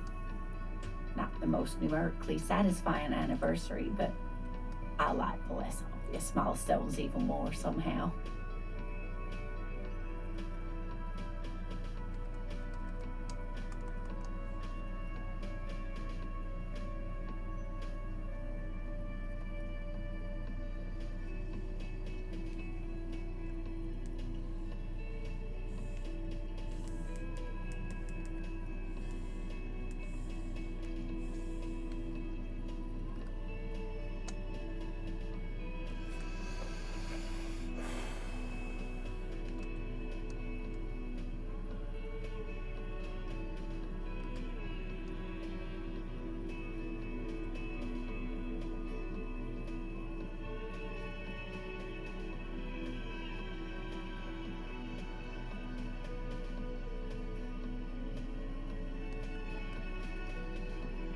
Autopilot jumping. By a dating agency, I'm ashamed to say. I was looking to get back into the scene after recovering from my accident. And he just divorced. Moving to Stargate. Warp drive active.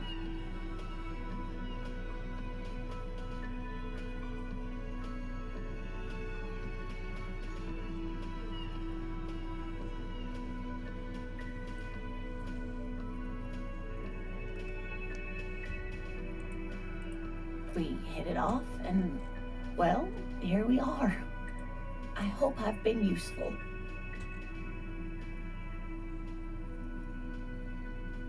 Approaching Stargate. Oh, sweetie, it's fascinating. But I shouldn't bore you with entomological minutiae. The lieutenant gives you a sideways glance. Well, it's a phasmid, technically, but... Oh, right.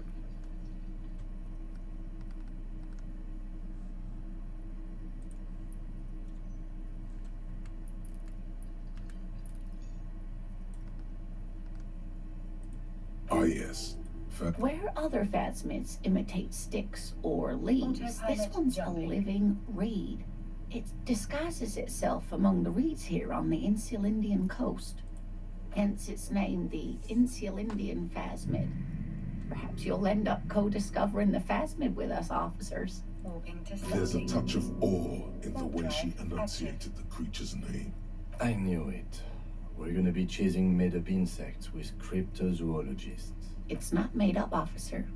I can assure you. It's simply elusive, so much so that most establishment zoologists doubt it exists at all. Well, some teenagers making out in the reeds saw one. They didn't know what it was, of course, but there was a brief article in a local newspaper about their encounter with a ghost insect that looks like the reeds. Gary sent us the clipping. Yeah, the reed monster. I did that last time. That's what they were chasing.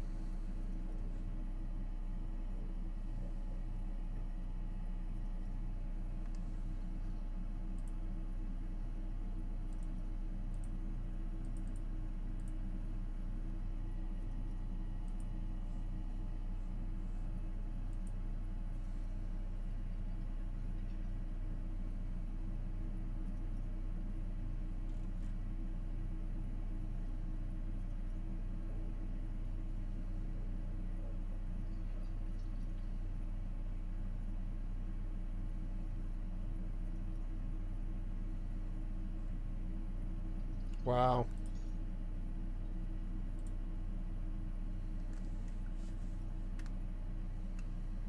Autopilot jumping. No, it's the mortal. The mortals had a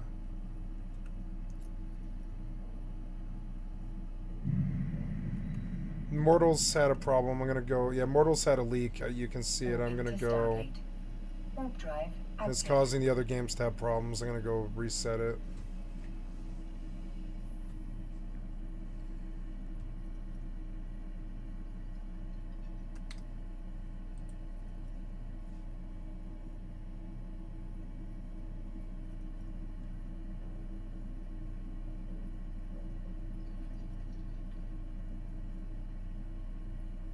Approaching Stargate.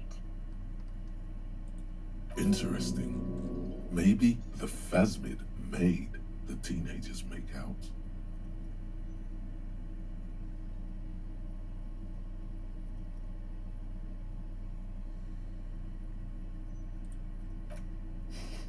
I doubt it. It's not like teenagers need much encouragement in that regard. Of course, most phasmid sightings turn out to be false alarms, but their description matched the Insil Indian phasmid perfectly, and they didn't even know what they were looking at. Wait, Ninja Gaiden Black went on sale. Like, because I was like looking at it. Oh my god.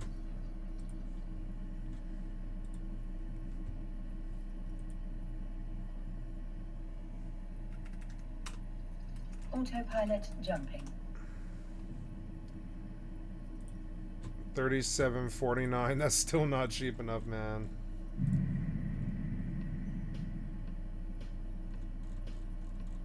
Warping to Stargate.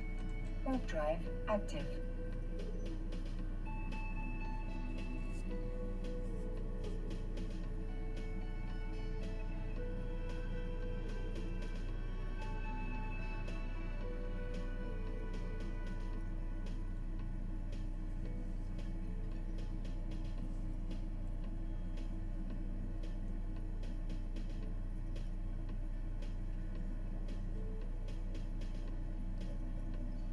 Approaching Stargate.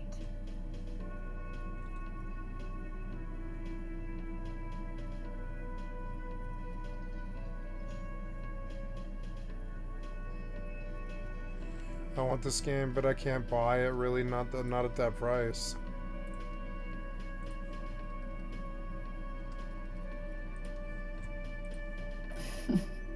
Not at all. Why else would it hide itself so carefully? Oh, I doubt it. No one gets into cryptozoology for the money, sweetie.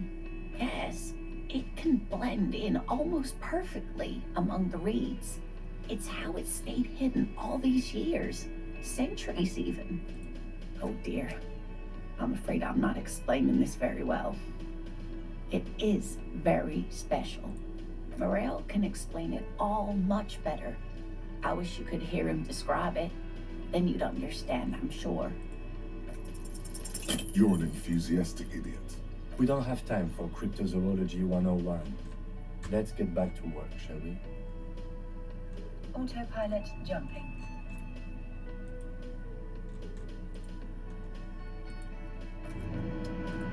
Hey, so we've been monitoring you internally, and now we know your couple type. Now we know your couple Moving type. to Stargate. Yes. Warp drive Guess what's active. yours?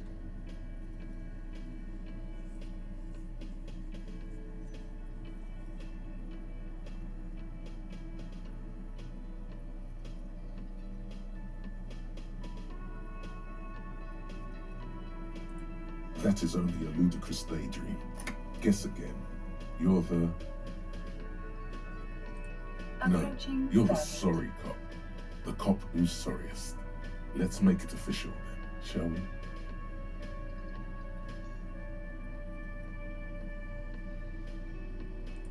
we? Of course you are. It's okay. See if you can get something out of this, like info. Or maybe every time you say you're sorry, you get $1 million.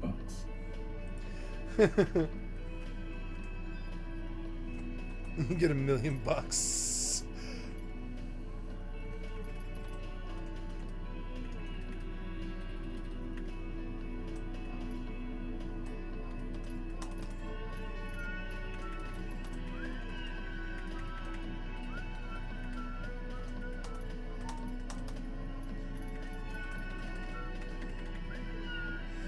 Oh god.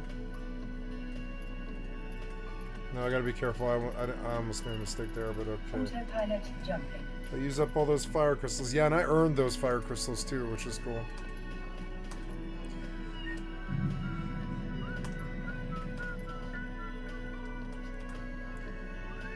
Warping to station. Warp drive active.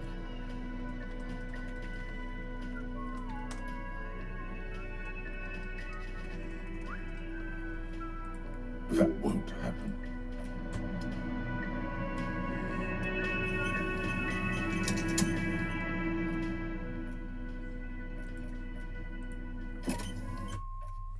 So one of the interesting things I can do is like, or I guess, yeah, I can load that version of it, but I also have another copy of Disco lying around that I don't think stops me from, like playing Disco.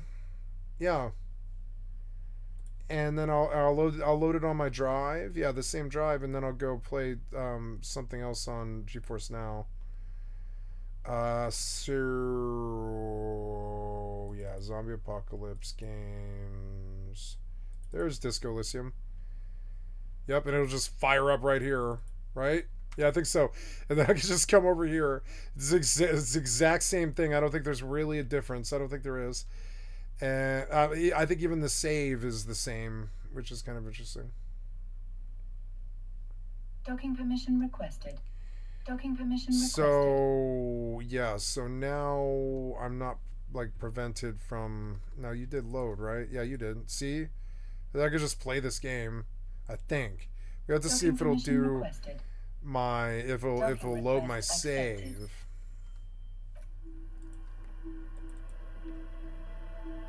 Autopilot disabled. Waypoint reached. Day 2. I think that's it. Yeah, right? I'm standing next to her. Yeah, this is it. Yeah, this is it. 8/11, autosave, quick save. Yeah, 11th of April. Yeah, see? Doesn't matter. Because my shit's in the game, and the save is in the game folder. So, load.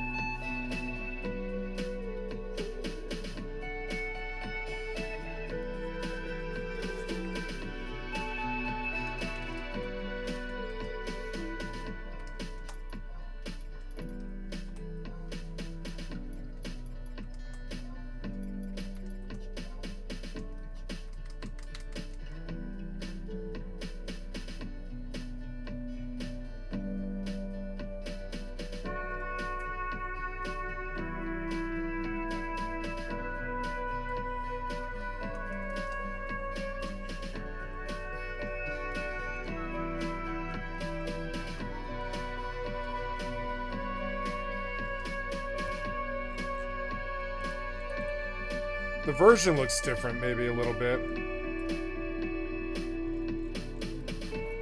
Maybe the settings are a bit different here. Oh yeah, full screen. I mean, I kind of went windowed, I think. Or no, I don't know. Does full screen matter? I don't think it does.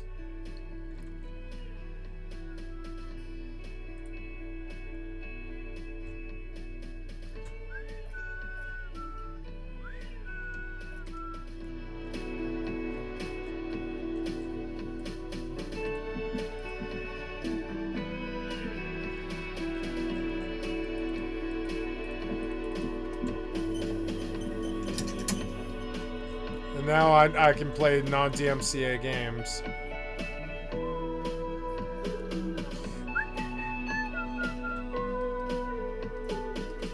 I'm gonna go do the egg event now, I think. Oh, I gotta sell.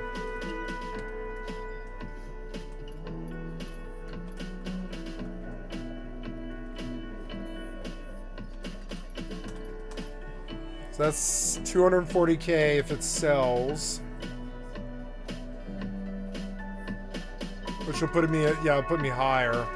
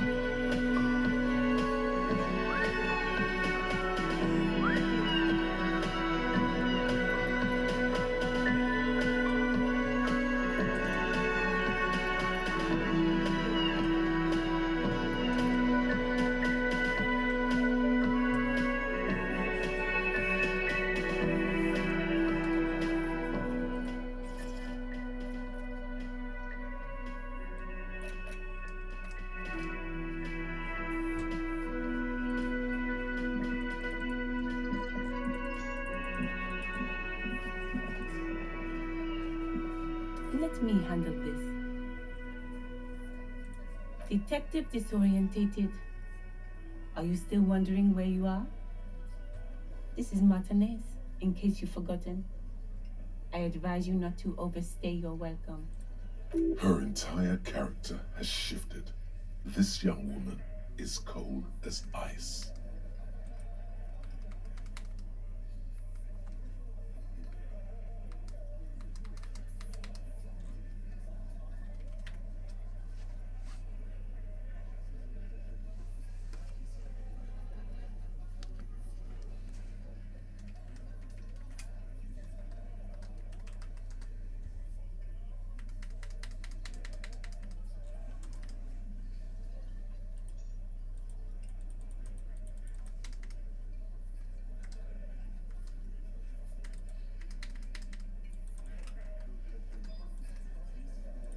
No, I am not a gardener. I'm a legal counselor for the Dock Workers Union. So let's get to it. You're looking for Titus Hardy? You think he has information that will help you? Maybe he does. That's Titus. Talk to him. But know this. It doesn't matter if you recognize our authority. We will make an arrest if we have to.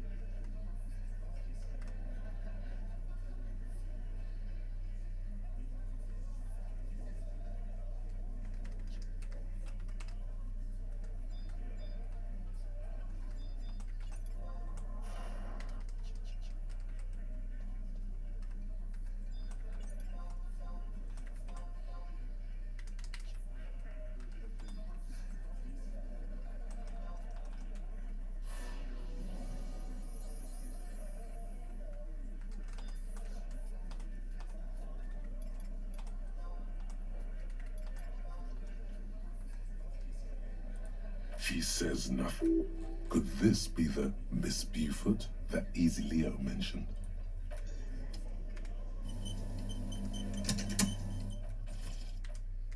It just won't let me pause during the conversation.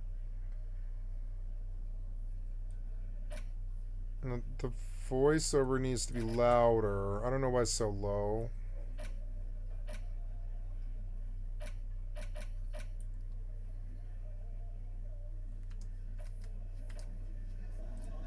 I've got nothing to say to you.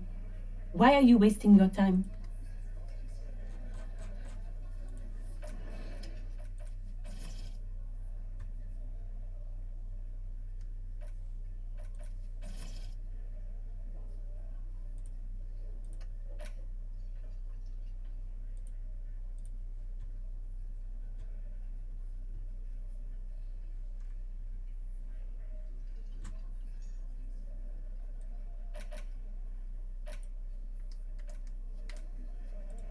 I've got nothing to say to you. Why are you wasting your time?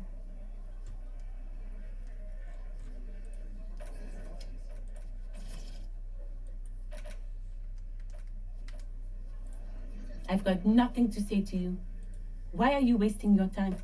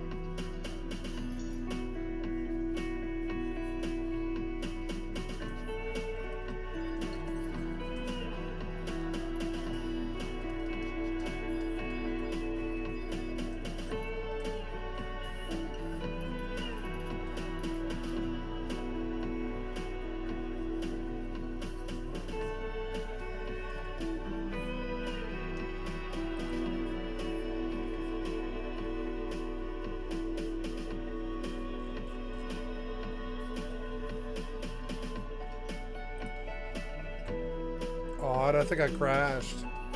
Or no, maybe I logged. I logged, huh?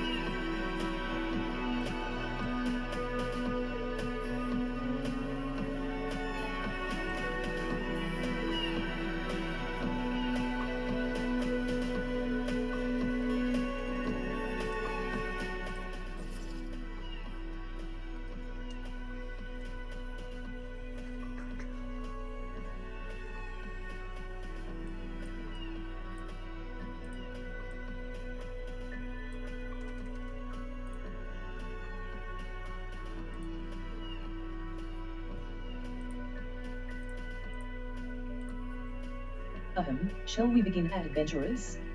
Spring is finally here and the foul weather is gone. But enough with paltry pleasantries, let's crack on.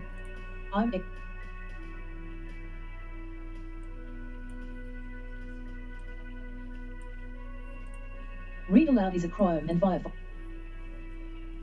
Read Aloud is a Chrome and Firefox extension that uses text-to-speech technology to convert web page text to audio. It works on a variety of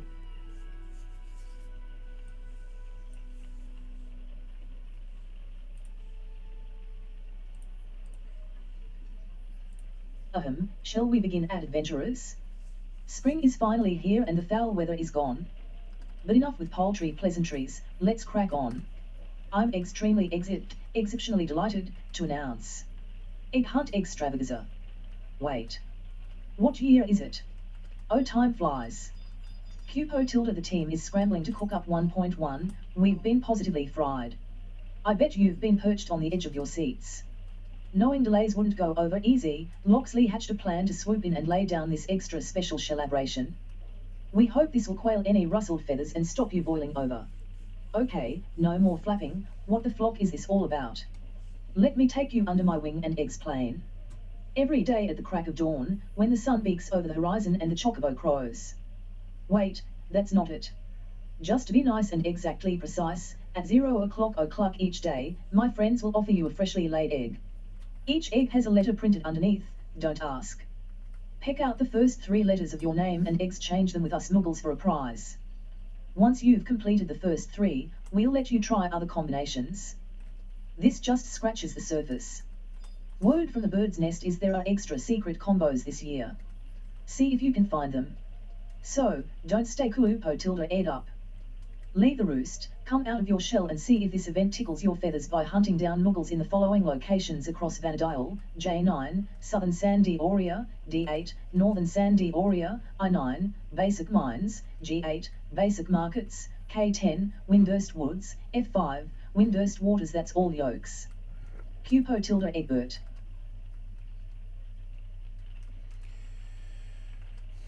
So there's Southern, Northern Mines. Okay, so I go to 2 places in each city. There will be another mines place. Oh, I don't know. I think it's actually faster to run over here.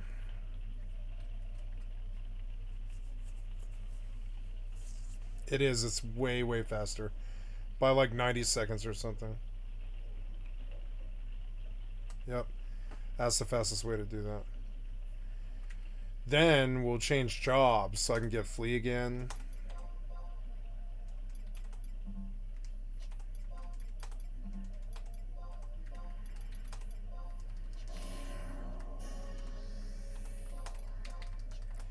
And then we go out in mines.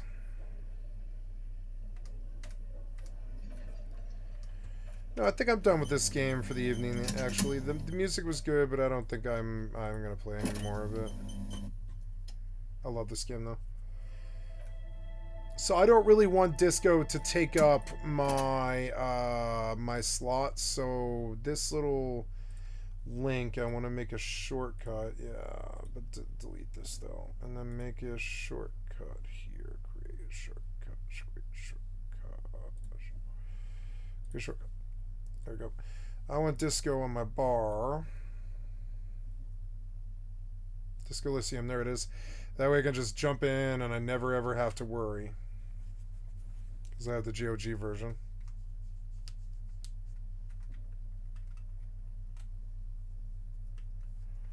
Okay, so now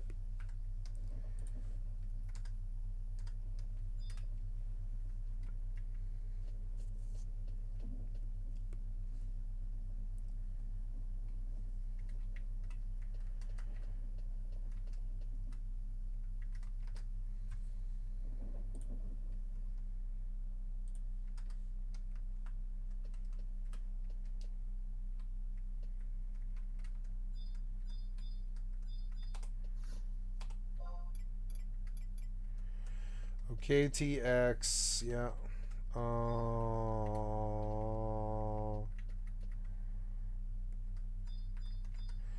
Hey, what was that sound? Oh, I came in. Yeah, I came in. And I guess I have axes, so I'm just going to go to work chopping.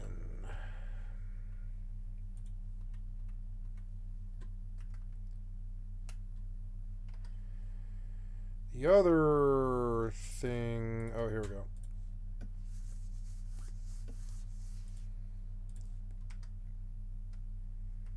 No?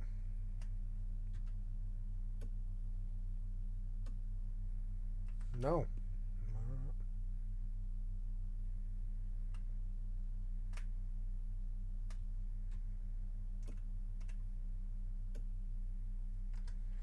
There we go.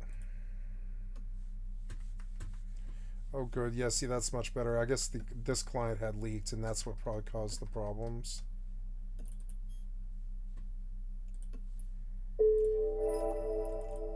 I think so, yeah.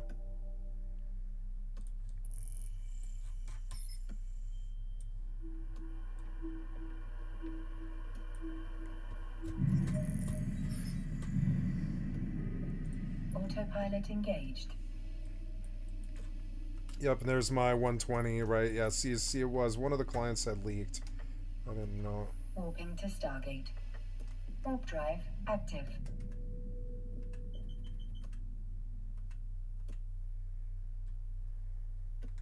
Ooh, pet equipment crafting to 48.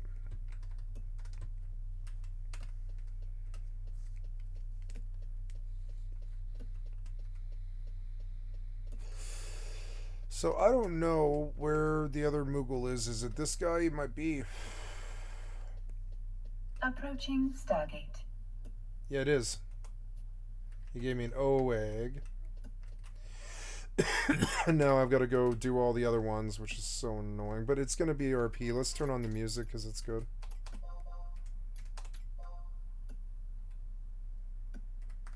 No music. Oh, there we go. It took a second to load.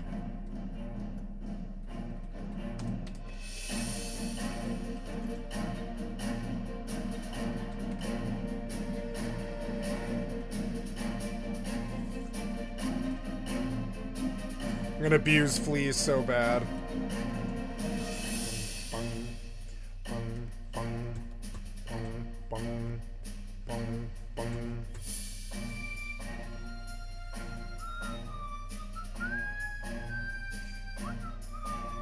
Autopilot jumping.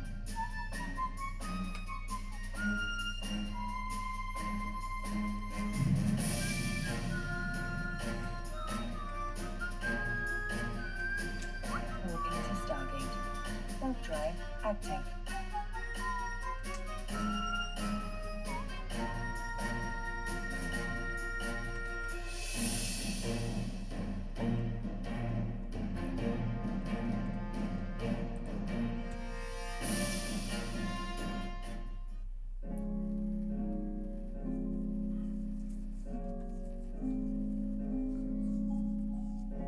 Approaching Stargate.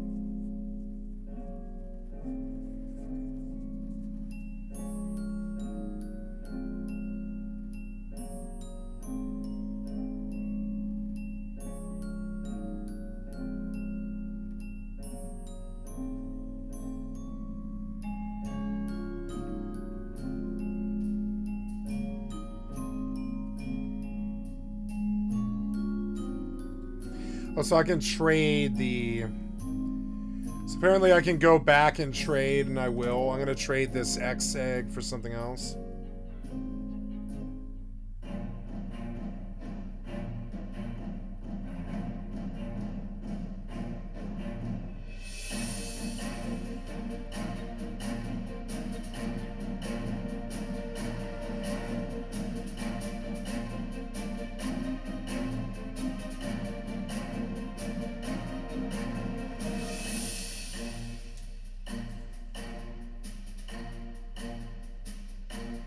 Autopilot jumping.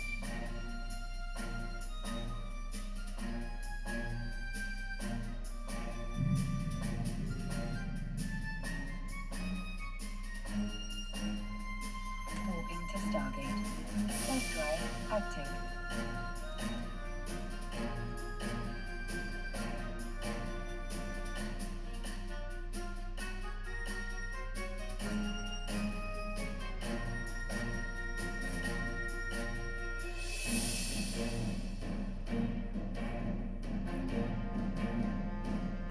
Oh, okay. So it's got to be in a row. Approaching Stargate. I guess I'll go back to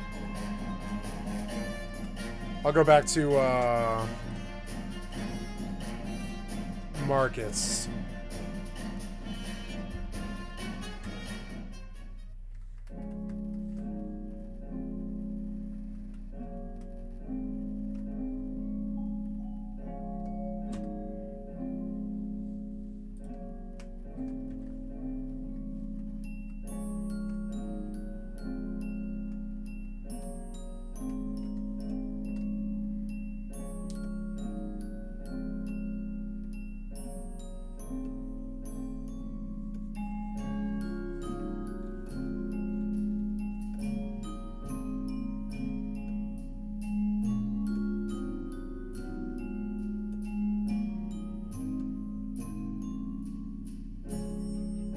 Autopilot jump. Eggs. Bird eggs.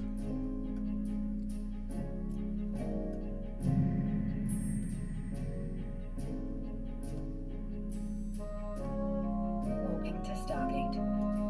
Warp drive active. Okay, so I have to spell the first 3 letters of my name.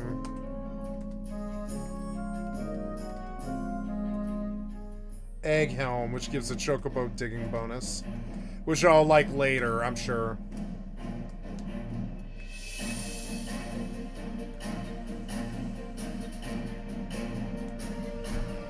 Approaching Stargate.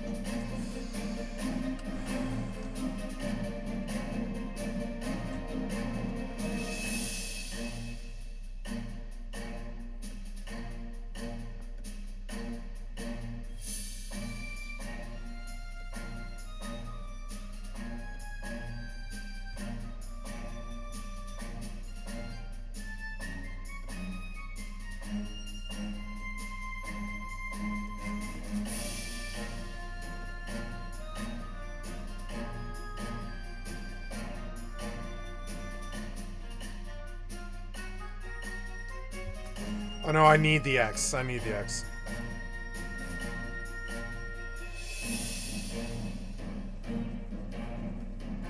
Okay, so first I need to find SKY.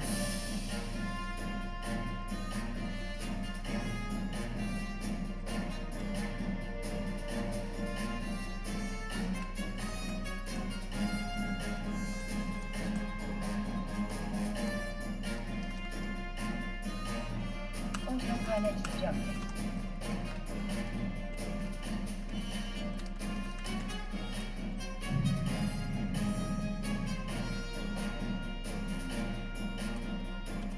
Warping to Stargate. Warp drive active.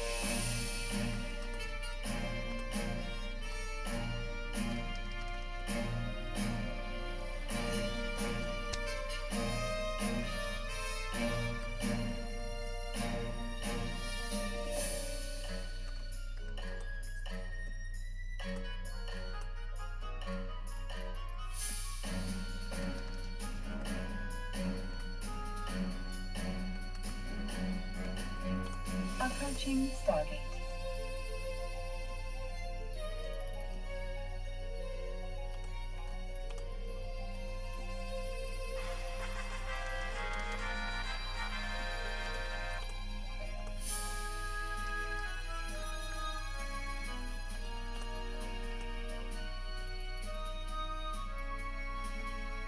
Peon +1, wow.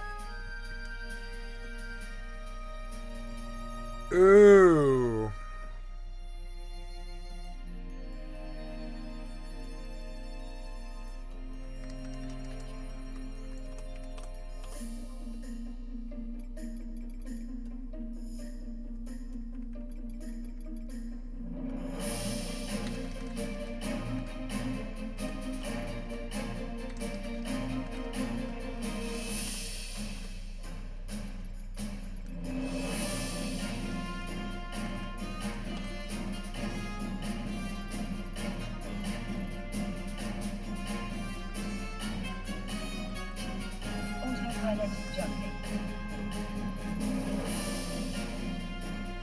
5K.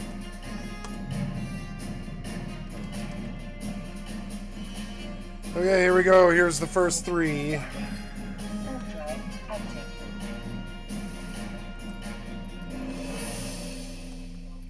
Okay, here's the first 3. And I got an egg helm.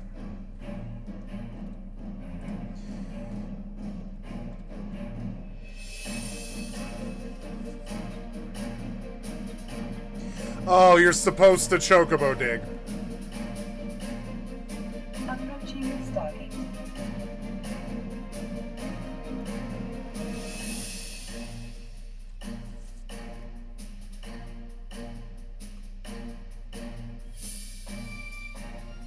Sariran. Sariran, huh?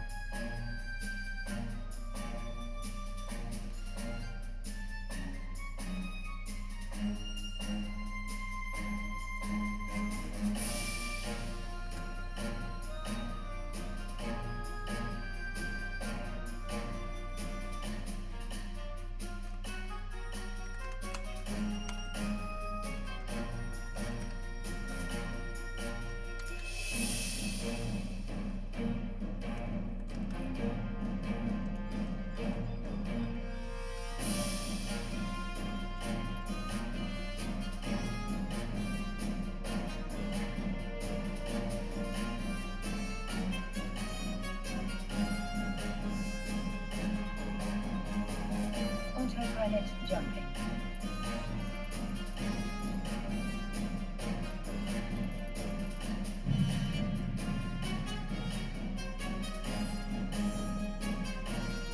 Warping to station. Overdrive active. 3K.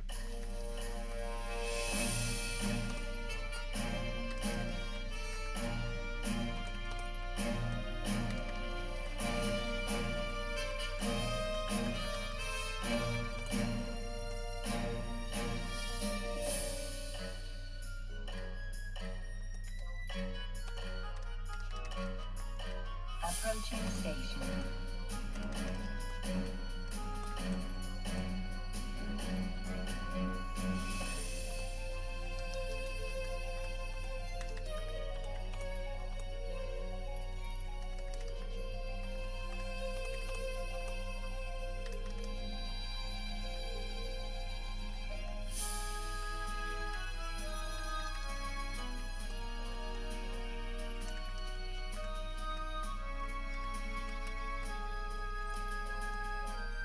Okay, now we'll visit to another city since I can't find the letter I need.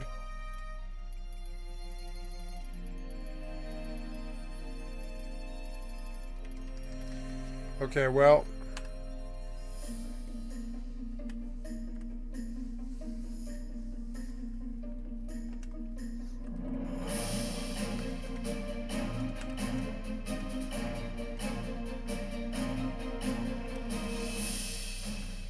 Docking permission requested. Docking permission requested.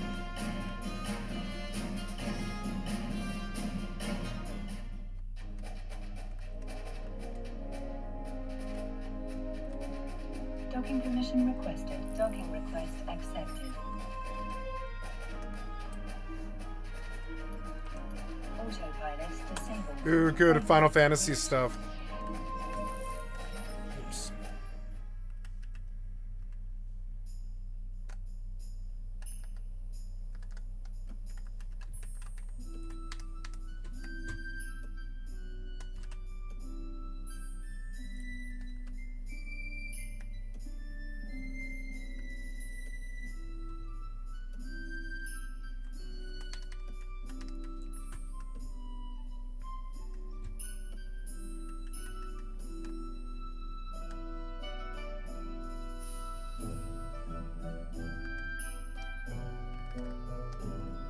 I love these games. They fit each other perfectly.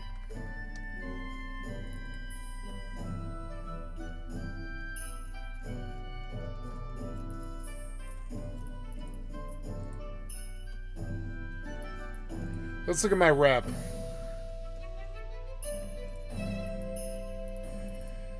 Now my rep is with Federation. Galente Federation is 2.23 because these missions I keep messing them up, but that's okay.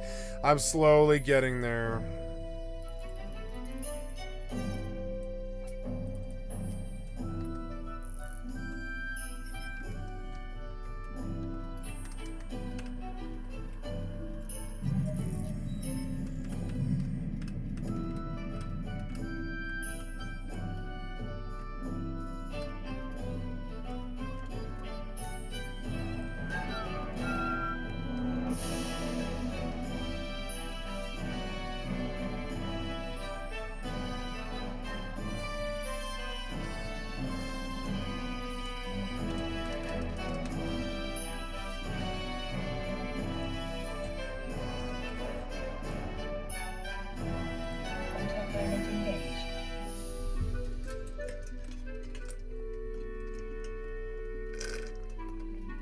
Moving to Stargate. Warp drive active.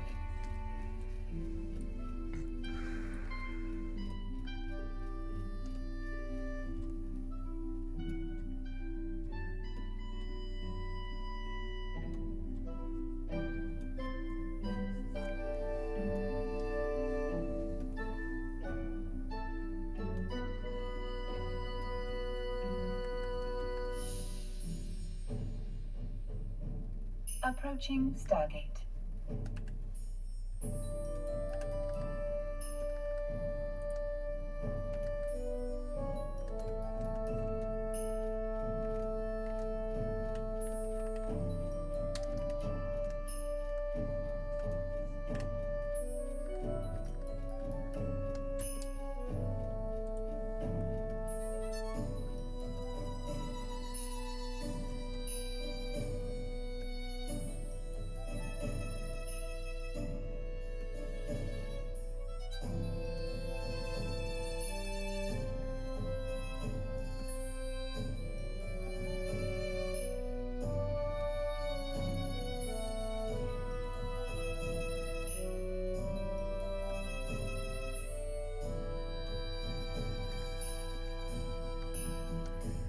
On Fire's Day, I can just get the Bard Egg, which is what I'm mainly interested in. Jumping.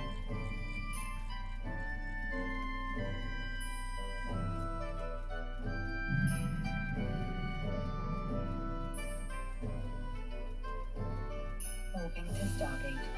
Warp drive active.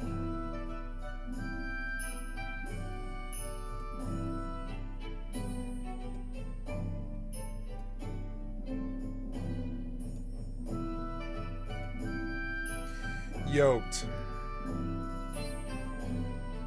Oh, it dispenses eggs once a day. So I need to get yoked. I need to get the word yoked.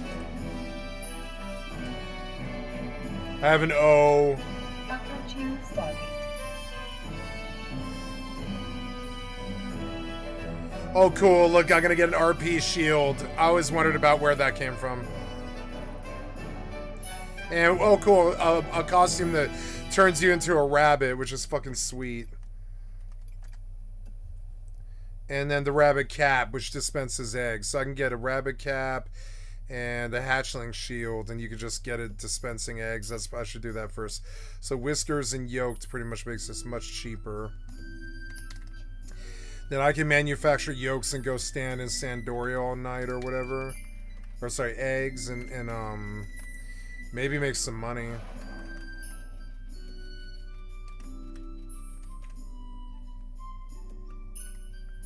But I mean, there's only one reward well, there's like 3 rewards I care about.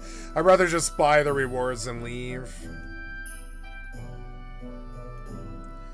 I'm gonna get this happy egg. Pilot jumping.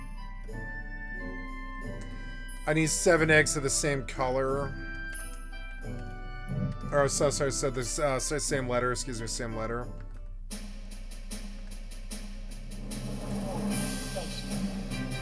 Warp drive active.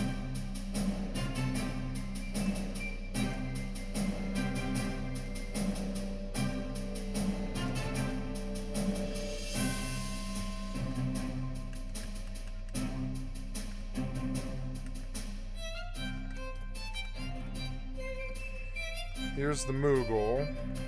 Approaching station.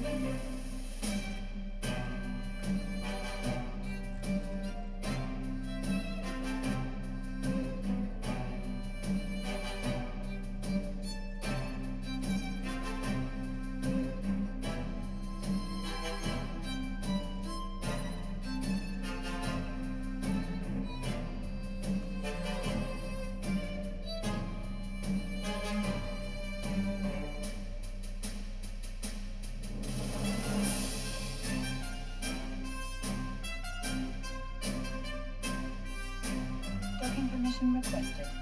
Docking permission requested.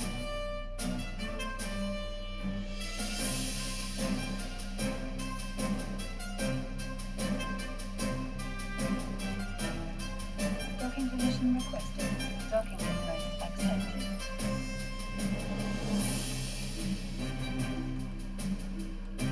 Autopilot disabled. Waypoint reached.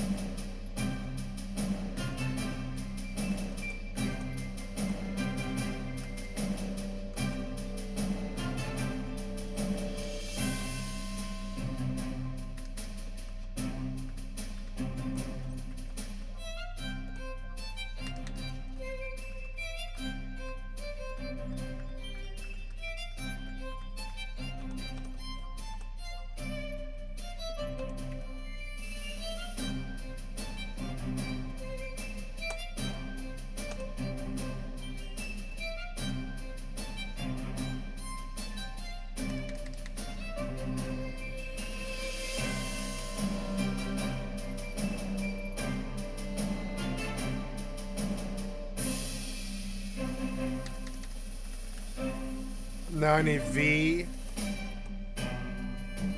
There's a V, but it's expensive.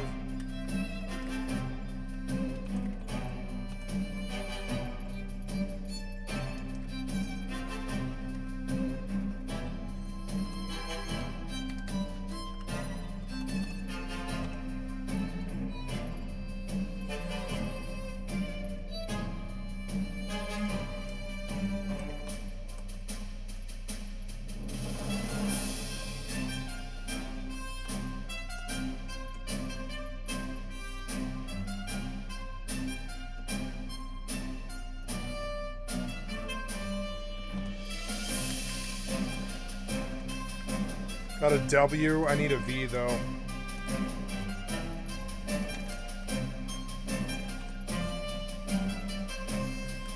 Wait, there was one.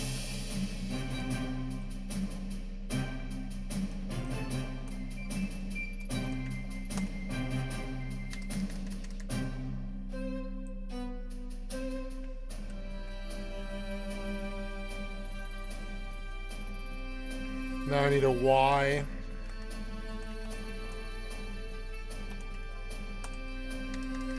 Okay.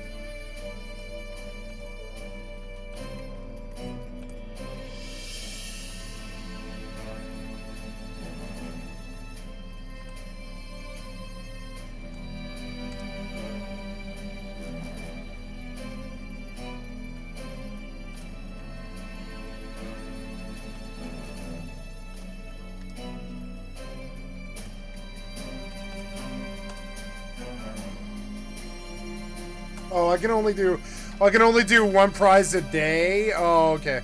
Well, I got the next prize lined up, which is good. But it takes up a lot of space in my inventory. Oh, well. So I guess I go home now, and the fastest, cheapest way is to just go back the way I came, right back this way. Or no. I suppose it's actually faster to just go to the house and sub Black Mage. That is faster, I suppose.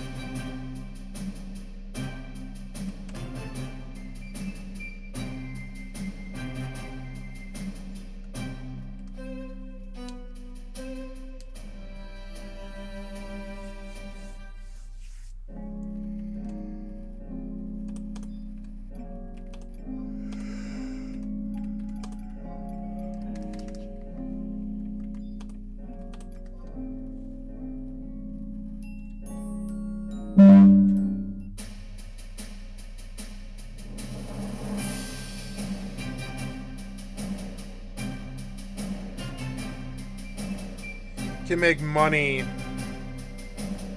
off yoked, but I'll have to wait several days, like 2 or 3 days.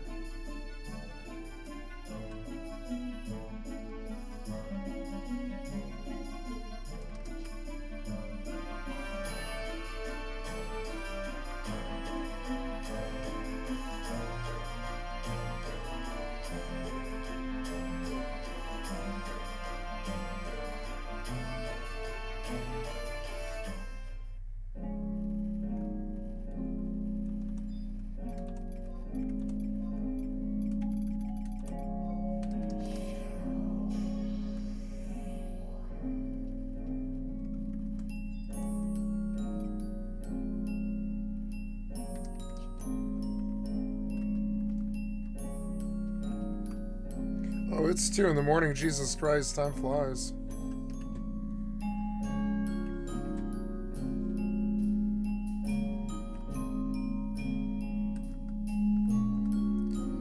Yeah, I don't think I'm gonna log back in. I'm just gonna leave it be.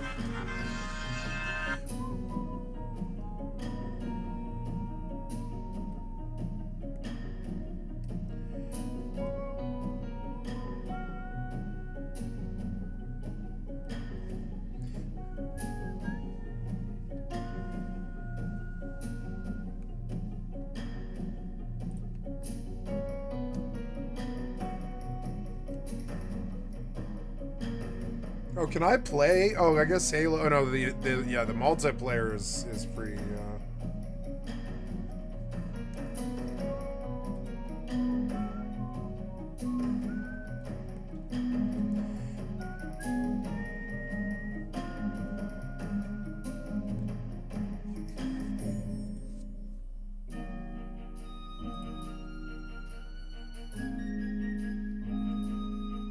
Do I own this? Yeah.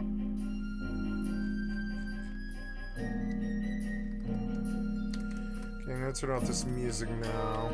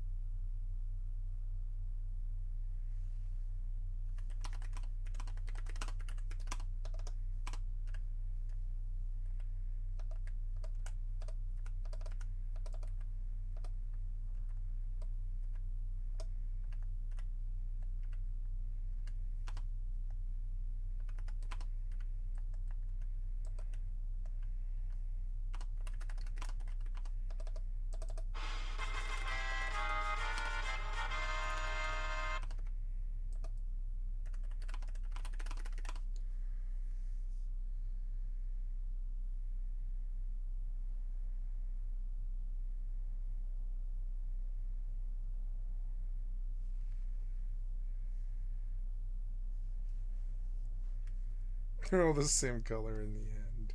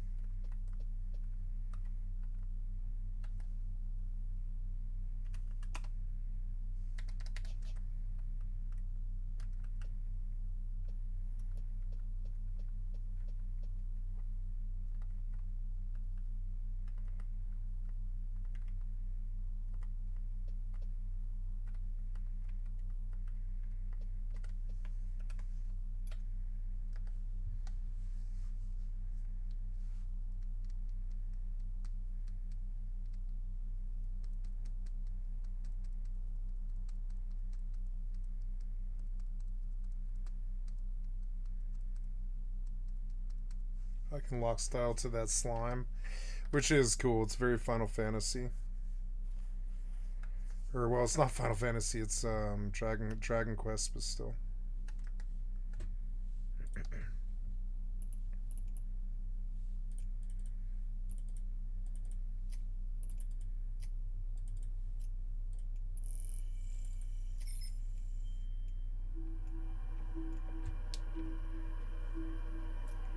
I know. I didn't turn in, did I? Oops. Docking permission requested. Docking permission requested. Docking request accepted.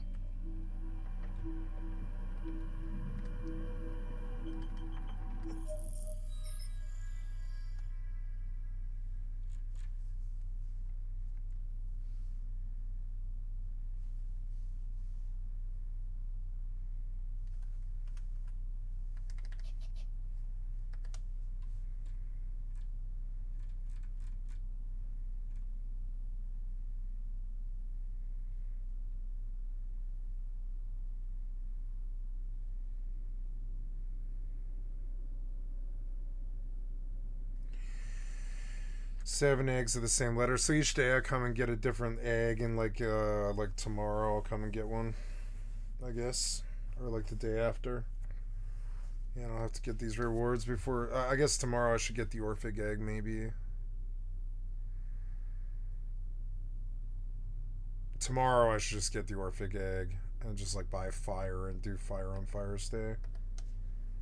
Cause yeah, like that's probably the best item. Yeah, accuracy, attack, evasion 1, and singing skill is actually super good.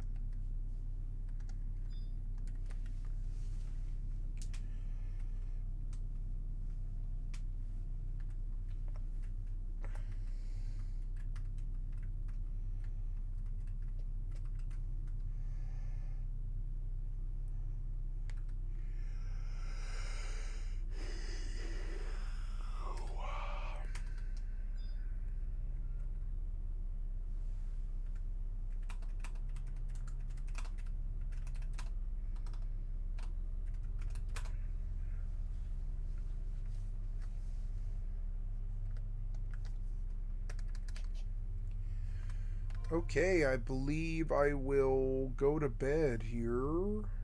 It is Thursday into Friday. Yeah, so let's do the rigmarole of oops, my camera keeps getting tilted and stuff. So, I don't know. Maybe I'll go for another hour. I know I'm not going to be up to, or I'm not going to be in bed till 3, so yeah, definitely go for another hour, I think.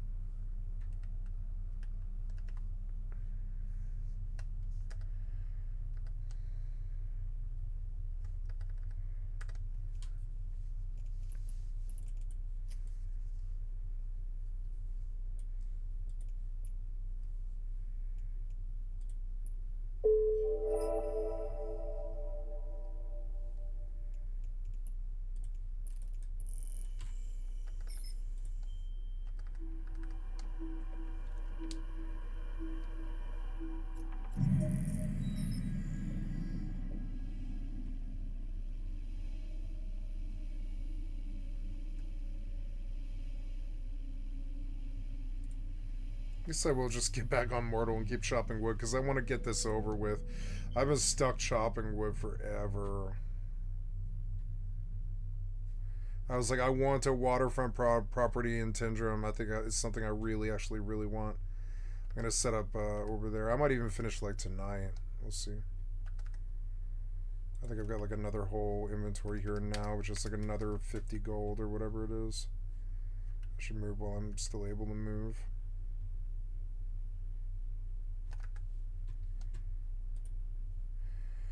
Dave the Diver, the Triple Initiative, World Premieres, Gameplay Reveals. There's only like 2 of these things, yeah.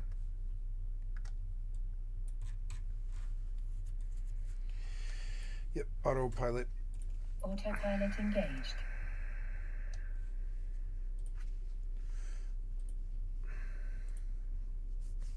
Warping to Stargate. Let's look Warp drive what's new in active. Star Citizen, because I haven't logged into it in months. Wait, insane changes coming to ESO. Oh yeah, we didn't finish the ESO changes. Well, ESO finally did it after 10 plus years. Oh yeah, they're doing 2025 sub was their next jobs. This game update. The Elder Scrolls Online is now going to let you change your class. Sort of. Thanks to ZeniMax Online for giving me an early preview of this crazy new feature. Plus much more coming to the game this year in their Season of the Worm Cult Parts 1 and 2. In this video, I'll break down everything I learned during my time with the development team this week. And if you like ESO content like this and you want to stay up to date on everything coming to the game in 2025, make sure to hit that subscribe button.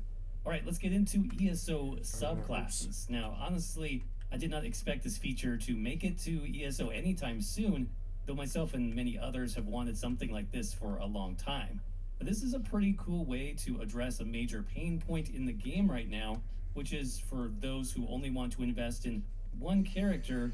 How can they experience Thank other you, classes Hack the and Minotaur. I'd other like to skill sub to your lines? channel. Well, instead of giving us something like a class change token and letting us change our class completely, ZOS will be introducing a new feature called subclasses. Once a player hits level 50, they will unlock the option to add or remove skill lines from any other class in the game.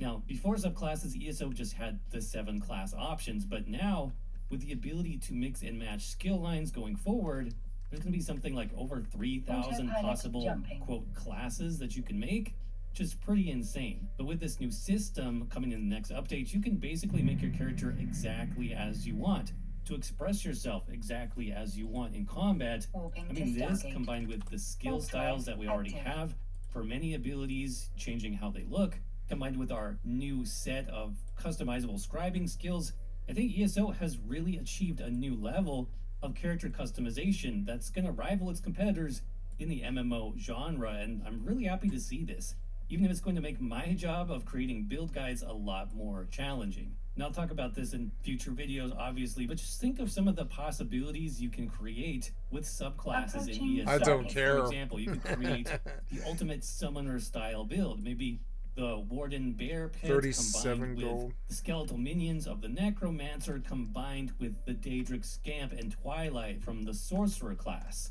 Or you could make a life siphoning Lich build by combining Necromancer Bone Tyrant skills with the Nightblade's siphoning and shadow magic. Or what about a Dark Paladin style build that uses Templar's Adric Spear skill line, combined with Sorcerer's Dark Magic skill line, combined with the Necromancer's Gravelord skill line. Yes, you can combine up to 3 skill lines on your character at one time. So how is this going to work exactly? Well, I did get some information. Apparently, subclassing is going to be an account-wide feature, meaning any skill lines you have across other characters are going to be available to you on your main character in some way. A little bit unclear here, but it sounds like you would still need to level up those skills on the main character, probably leveling up those morphs as well, which, I mean, that does make sense considering that primary character has never used those skill lines before, and so they're not proficient. Now, of course, if you haven't played a class like ever, then there will also be ways to unlock those skill lines on your main character as well. It sounds like there will be some sort of trainer quest line in place that's going to help you do that. Now, obviously, for paid classes like the Arcanist, I'm sure you will still need to own the class in order to unlock those skills on your main. In fact, this is actually a really smart move by ZOS, because I know many players who refuse to buy the Arcanist class simply because Approaching station. so much time and energy invested in their main character and they didn't want to start over. But with this new subclassing system in place, you'll never need to start a new character again in order to experience a new class. You just buy the new class and then you can add their skills to your own character's skills. This is actually a pretty smart solution to a big problem. Just buy for it. ESO Just buy players it. who really just play their main character and don't have any alts. Oh, and did I mention that subclassing is a free base game feature planned for ESO? This is another great move, I think, by the dev team, and it further supports their vision of improving the baseline experience of the Elder Scrolls Online for all players, especially improving that base game experience across the board. And I also sat in on a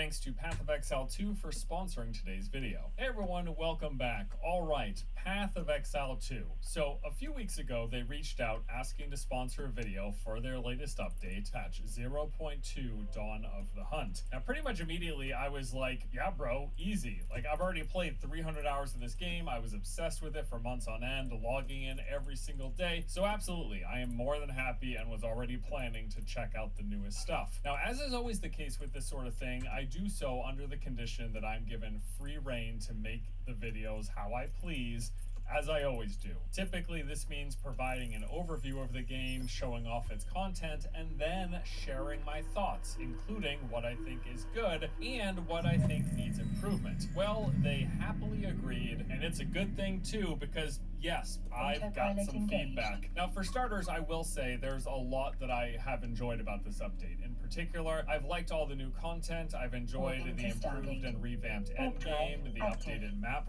variety, as well as all of the various new event types that we encounter, all of which have resulted in what feels like a much more fleshed out, interesting, and a varied endgame experience compared to what we had.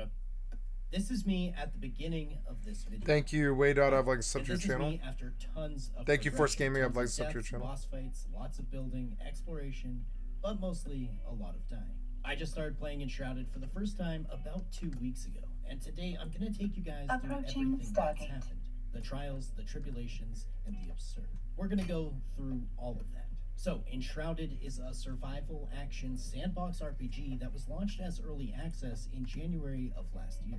I recently played Valheim for 100 hours on this very channel, and so many people in the comments recommended that I checked out Enshrouded as well. Though they're similar in some ways, these two games are very different. Enshrouded focuses much more on the RPG element while driving forward a pretty significant narrative about the world you find yourself in. Whereas Valheim, while still having objectives and a sort of narrative story to follow along, it's definitely much more of a sandbox-focused game. Enshrouded features many other NPCs and quests to really get you involved pretty much immediately. If I had to summarize Enshrouded really quickly, it's kind of like, well, actually, why don't you just watch the video, and I'll tell you all my thoughts on the game at the end. But first, we have to talk about today's sponsor, Game of Thrones King's Road. This is the official Game of Thrones action-adventure RPG based on the TV series and a Song of Ice and Fire novels set during Season 4. It features an original storyline where you can explore Westeros and even iconic locations like King's Landing, Castle Black, and the Wall. And it's currently in early access with pre-registration available. On both PC and mobile, the game offers seamless cross-play and progression, allowing players to enjoy the game anytime and anywhere. The best part is that it's completely free to play with no pay-to-win elements, offering a fair and authentic experience for all players. Game of Thrones King's Road features an action combat system where each playable character has unique actions, weapons, and a wide range of skills. You have to dodge and counter your opponent's attack patterns in a combat system that emphasizes skillful and strategic play. On top of that, Game of Thrones King's Road features an immersive open world where every decision shapes your journey. Offering tons of replayability, there's also a crafting and resource gathering system that allows for gear customization and character growth that you can tailor to your own playstyle. Furthermore, the game features a multiplayer mode known as the Altar of Memories, where you can team up with your friends and battle powerful monsters such as the Ironbeak Griffins or the Stormwatch Unicorns. Game of Thrones is one of my all-time favorite fantasy fiction universes, and being able to explore this world, participate in the lore, and play as recognizable characters, all within a high-quality gameplay experience, is amazing. Winter is coming. Well, not really. Summer is coming, but what are you waiting for? Use my link in the top of the description or in the pinned comment to pre-register now and gain early access to experience Game of Thrones in a fair, free-to-play environment that's available on both PC and mobile. I'll see you all in the Seven Kingdoms. Now, let's get back to the video. So, Enshrouded. Before you can actually create a world, you first need to create a character, which is separate from the world. There are a few preset options to choose from, however, you can go in and narrow the details further with different options for facial hair, eye color, hairstyle, etc. You can also change your character's voice and how it sounds. Personally, for me, the character customizer definitely doesn't feel completely finished. You can't really customize with very much depth, but this is hardly an issue, especially considering the game's still in early access. Now, when I was choosing between different types of facial hair, I couldn't help but notice that you could only basically choose between having a full beard and a mustache, or looking like a 14-year-old trying to get away with a shroud for a certain period of time. and if that timer reaches 0, you die.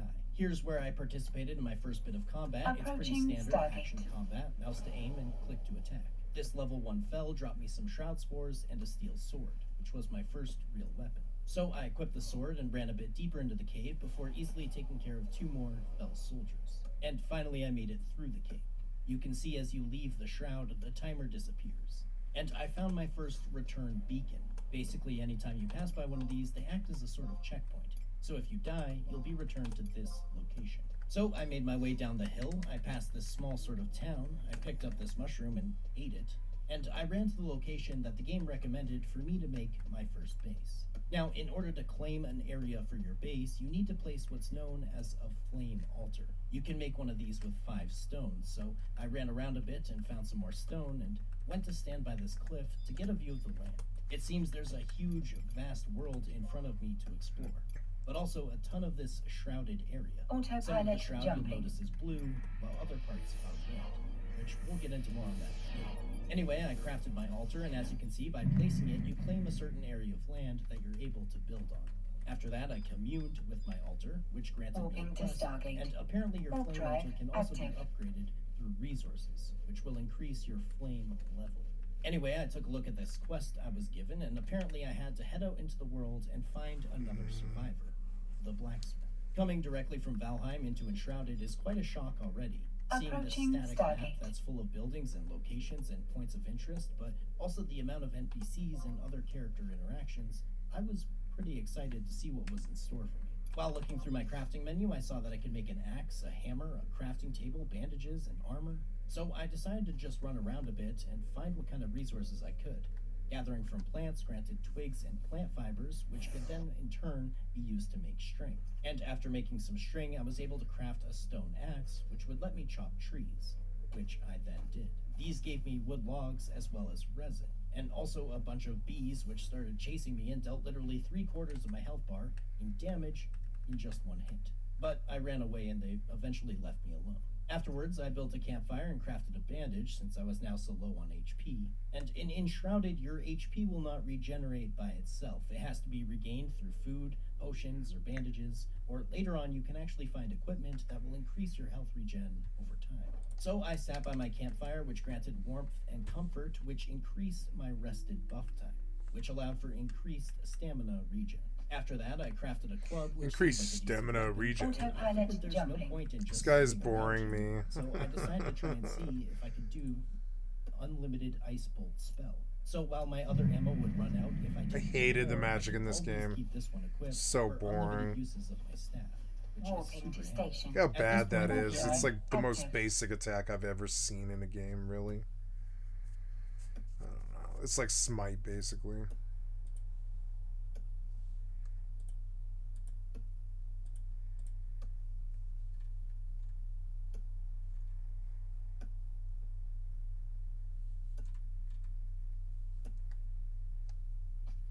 Approaching station.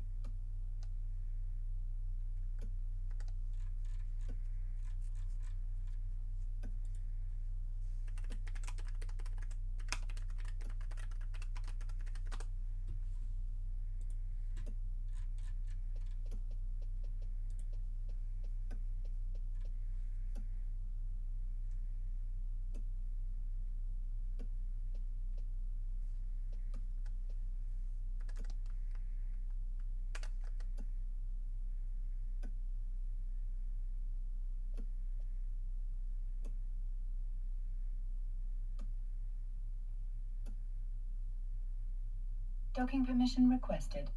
Docking permission requested.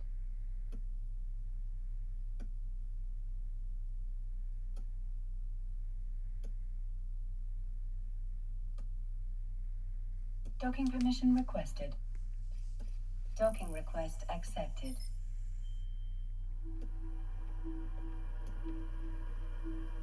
Autopilot disabled. Waypoint reached.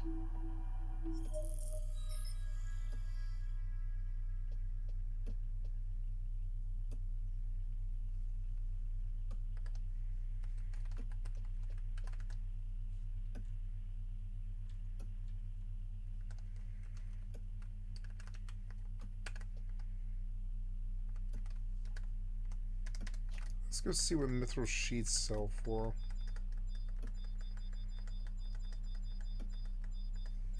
I could remelt those all down.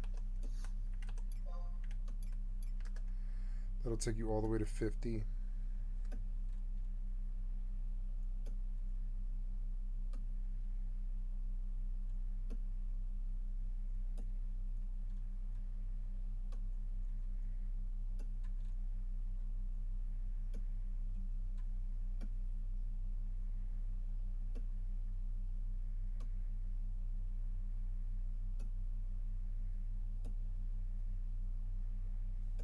Level 75 moblins. That sounds terrible.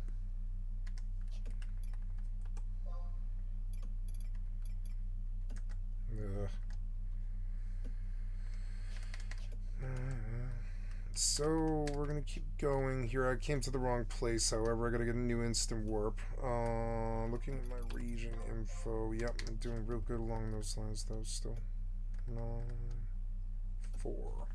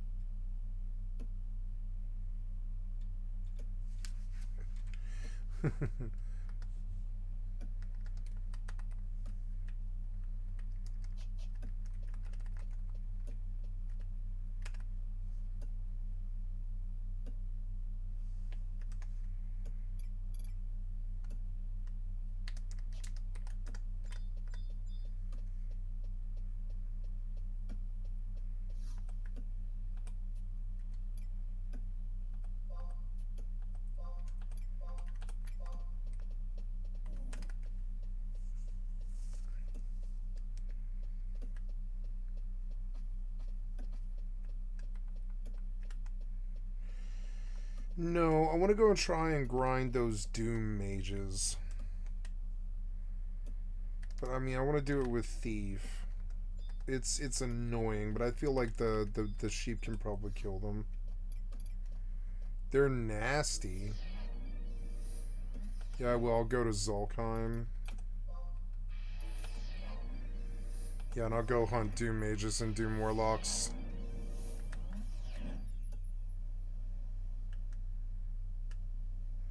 Those are...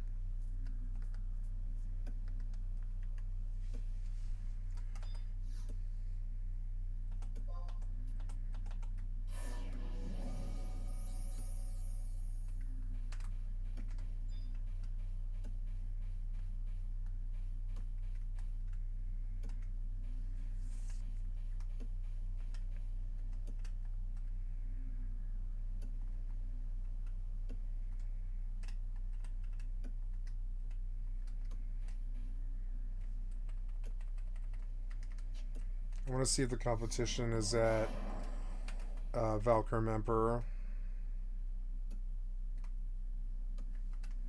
Although I'm already wearing hairpins, so no. Never mind. I am going to Gustav, though. So, good.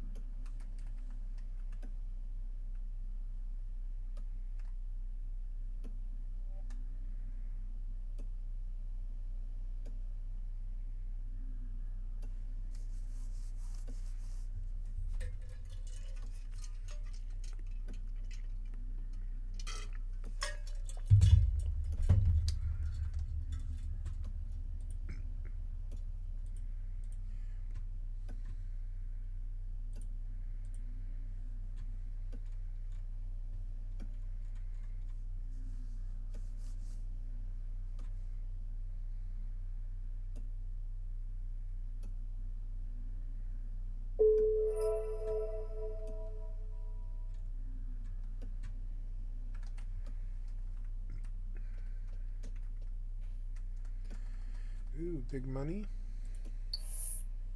Oh, green salvage.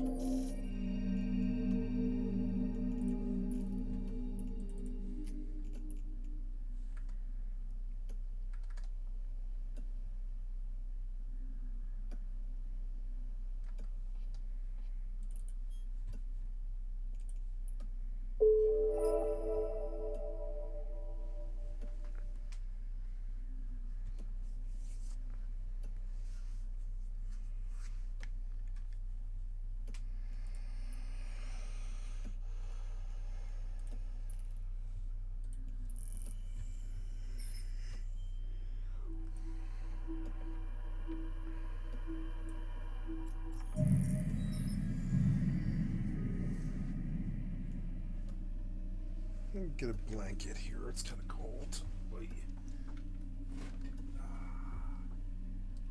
Comfortable blankets. I love it.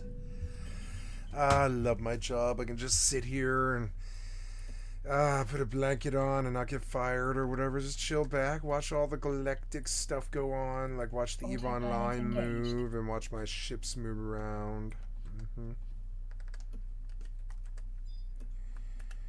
Warping to Stargate.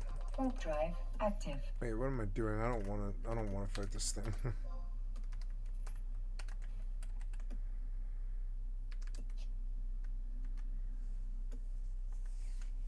Oh, yeah, the right sub here.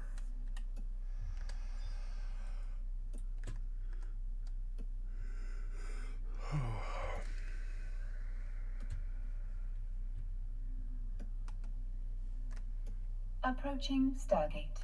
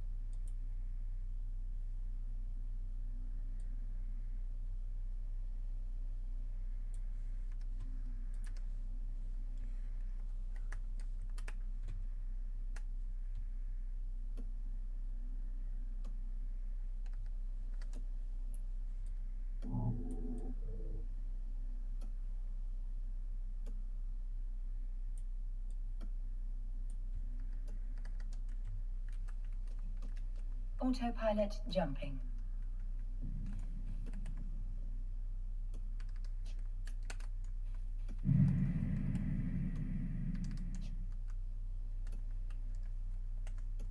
Warping to Stargate. Warp drive active.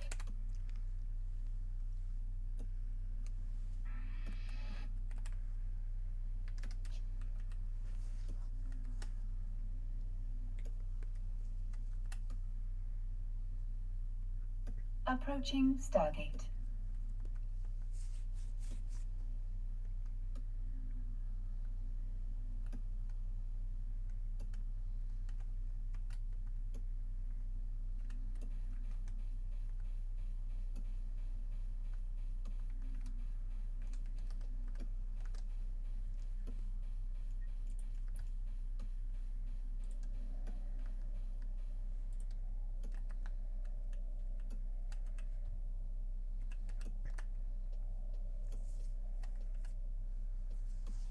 Autopilot jumping.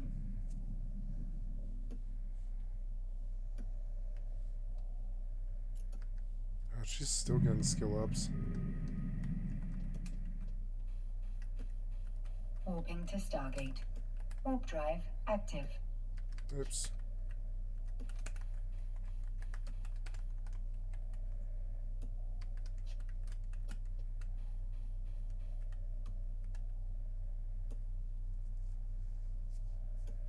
Approaching Stargate.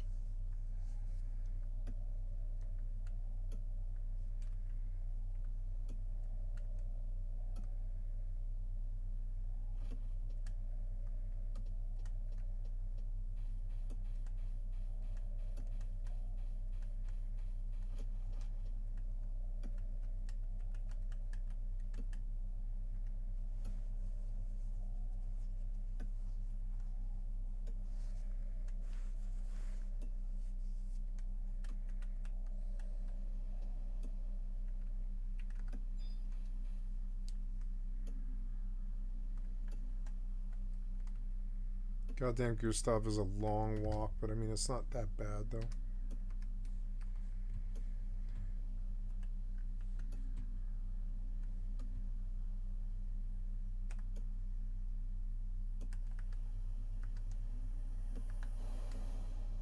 Autopilot jumping.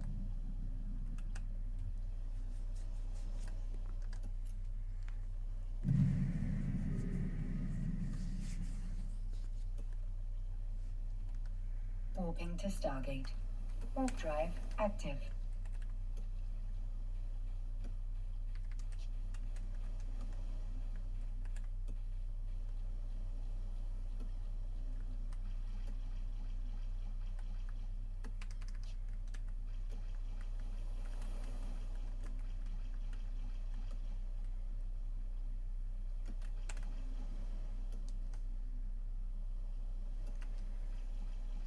Approaching Stargate.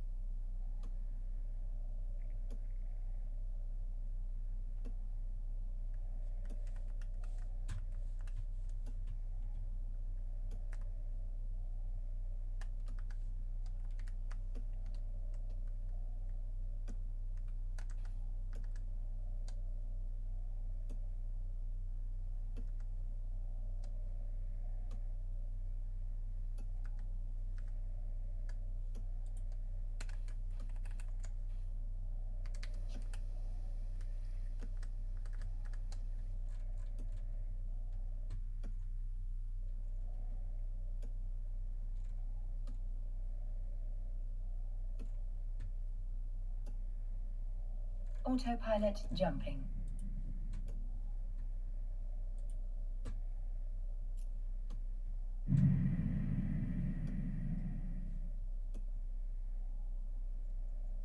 Warping to station.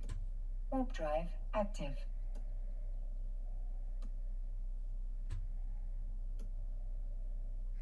Path of Exile 2 is getting a bad rating. Haha, I knew it. Because it's boring. I don't know why you guys hyped up that game. Avernum 2. I like Mortisimo. Thank you, Mortisimo. I'd like to sub to your channel.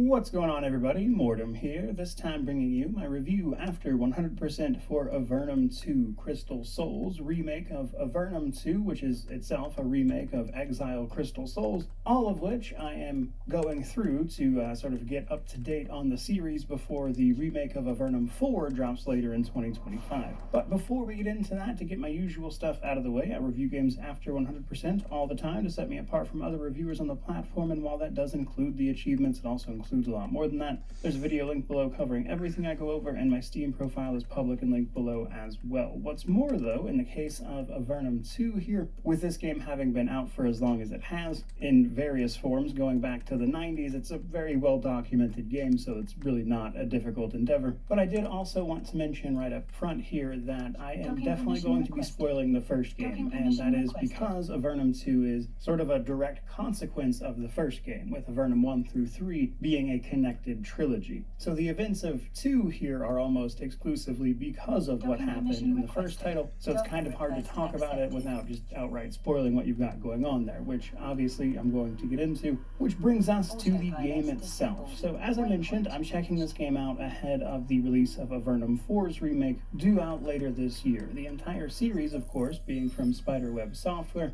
a small company that is mostly just one guy, Jeff Vogel, and just given the nature of that kind of development, it's probably no small wonder then that Avernum 2 is not a game that I would say makes giant leaps and bounds over the original title. There are, however, a number of small incremental improvements that I do think make for a better gameplay experience, but it does feel significantly close to the original title in most ways that matter. So while there are some subtle differences I'm going to call out over the course of this review, one thing I don't really think this game does at all is try to pull in new players, especially because if you've played Avernum 1, you likely know whether or not you enjoyed this enough to continue with the second time. I don't like CRPGs.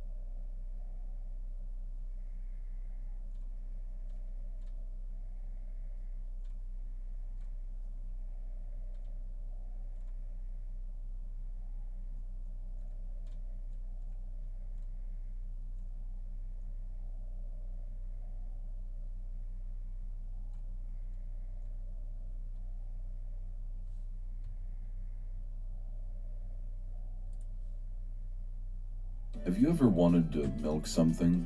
Have you ever wanted to milk someone? I sure have. Imagine my surprise when my dear friend joined Discord late one night and told me, "Hey John, have you played Ellen yet? You can breastfeed from bosses." Breastfeed from bosses. Breastfeed from bosses. Breastfeed from bosses. And with that, what I decided on reviewing changed very quickly. I'm not kidding either. There's quite literally a patch note nerfing breastfeeding. We'll get to that in a moment though, because there's way too much to cover about Ellen.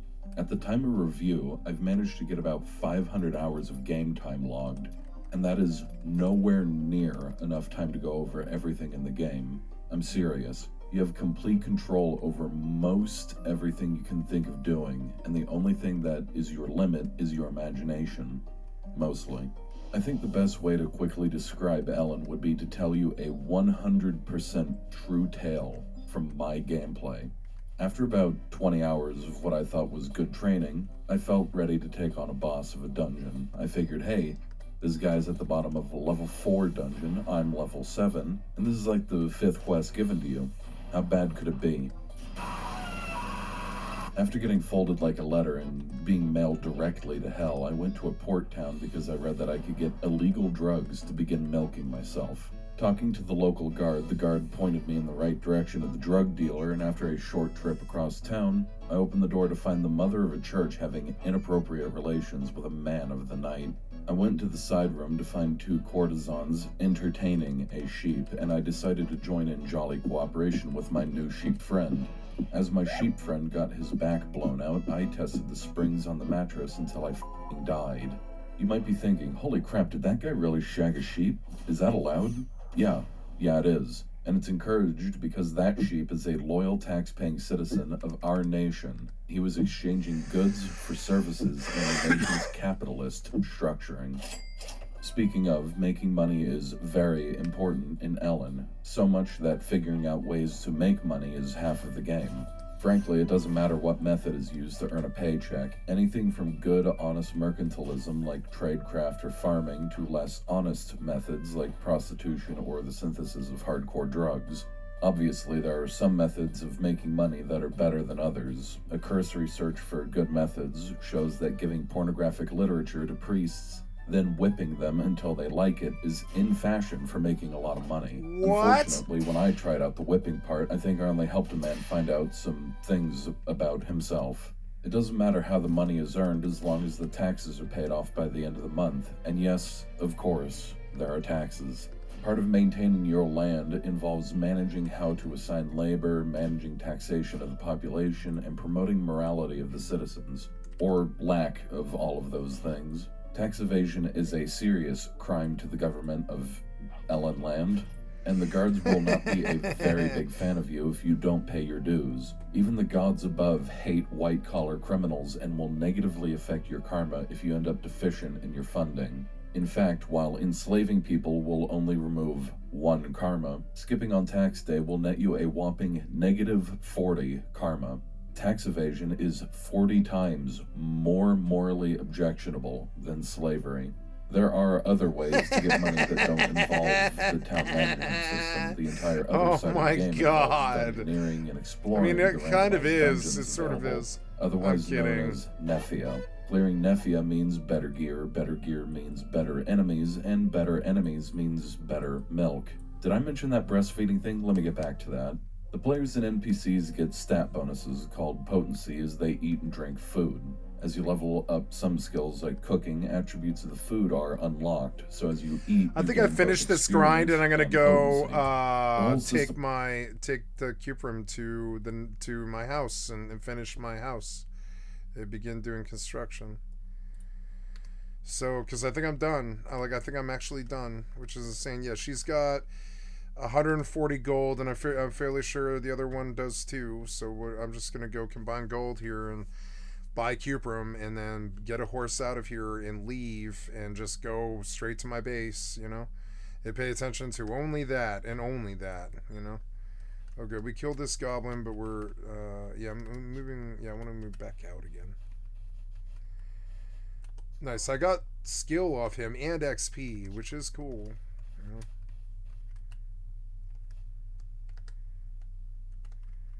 Will the bats attack me if I sit down? No. They're level 49. Okay, I was just curious. The goblins still fucked me up, though. Maybe I should just sneak back to the warlock or whatever, just fight my way, I don't know. But yes, I believe we are done. I'm actually done. I did this grind. I got my hands on 10,000 cubrum, which is sweet. I'll sell the other 2,500. You know, and that'll be some good upkeep income.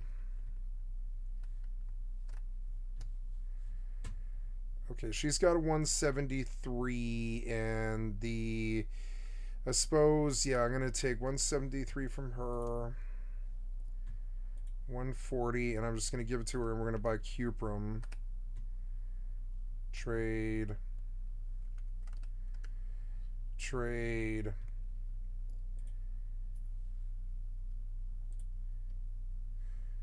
Accept trade.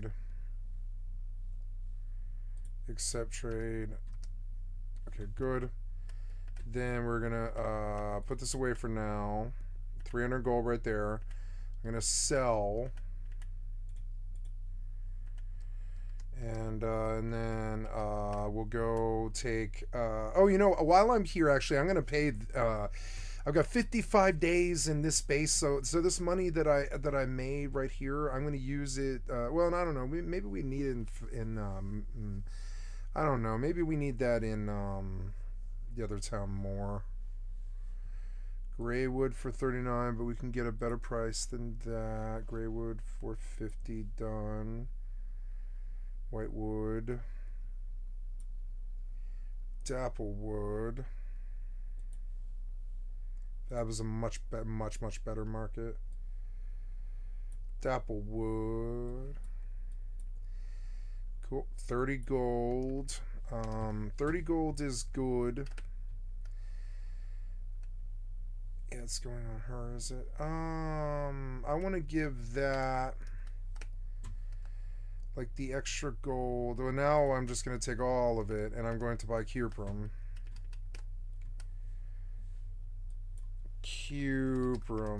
We'll pay attention to this video later because what I'm doing is important. So cuprum, right? Cuprum, sort by cost, the lowest first. No, I don't want buy orders. I want market. Yeah. 50 for 3 gold. So every 100 is 6 gold. Every 1,000 is 60 gold.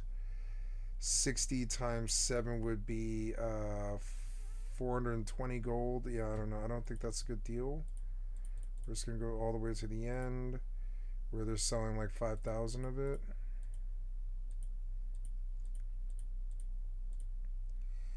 Yeah, and we're going to go buy bulk cuprum. Yeah, this 5,000. Ooh, look. Hey, the market went a little cheaper. So yeah, I want these 5,000s for 115. Sold. Bye. Good shit. This is 109. I'll have to split it.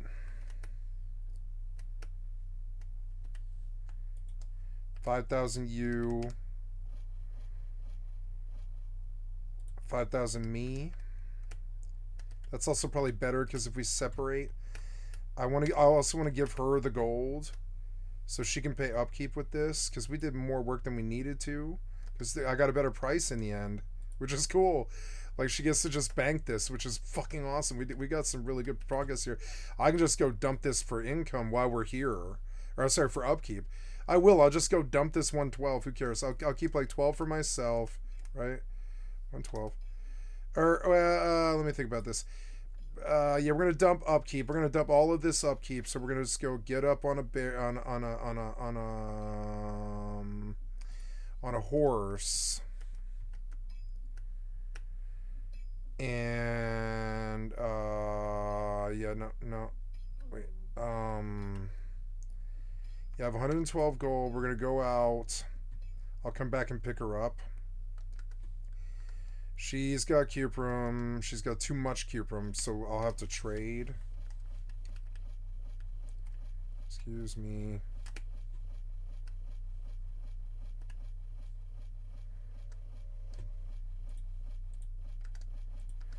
That sound is so annoying. Stop. Go away. I gotta go the other way, but I don't want to fight yet. So, but you heal. I'll probably sneak in to where I can probably pull a goblin. Yeah, like, what's that? That's silent oil and prism, and I bought enough to do that. We're gonna do prism. Yep, and we're just gonna go take care of that, but first we do this. So now I'm gonna go get a horse.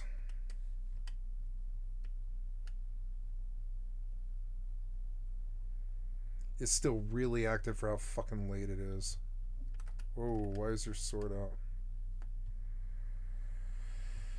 Pet broker, have you got a horse here? Not, no. I'm trying to get something I already have. No, I don't have anything here. So we gotta buy. Oh, new items, market, pick up items, payment. Okay, cool. I made more gold for some reason. Okay. Browse market. We are looking for my market. No, sorry. Browse market. We're looking for horse. Yeah, we're looking for horse. Why did... Oh my god, I'm dead instantly. Why? I just sneaking and vised. What are you talking about?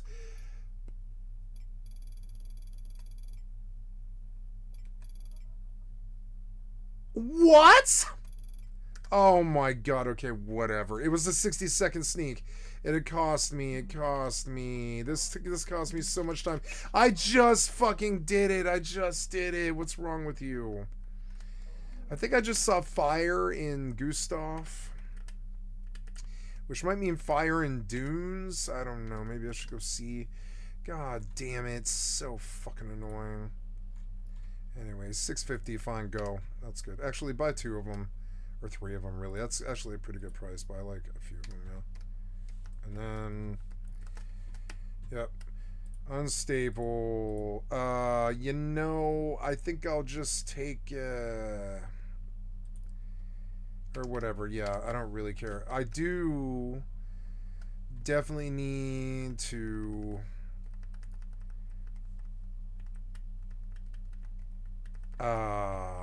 get like some dial in this horse. I'm gonna pick her up so she's not like standing here with all this stuff. Ugh. Okay, we're doing a journey to Tindrum, but first we have to stop to pay upkeep. And also, gotta get dial for the horse. Dial for the horse, we'll get like, you know, whatever, probably 1,200 dial or whatever, yep. Yep, buy, and then feed this horse so he doesn't abandon us or anything like that. Yep, step horse like style, good. We're gonna go out the east side to my house, and we're gonna pay the upkeep for, you know, to buy like another whatever it is, like another 50 days or whatever, and then I don't have to worry for like 3 months. I don't have to come back here for 3 months. It was the only real concern here. I did want to pay upkeep here. Carrying the keeper mount this direction is stupid. But I also, like, you know, whatever.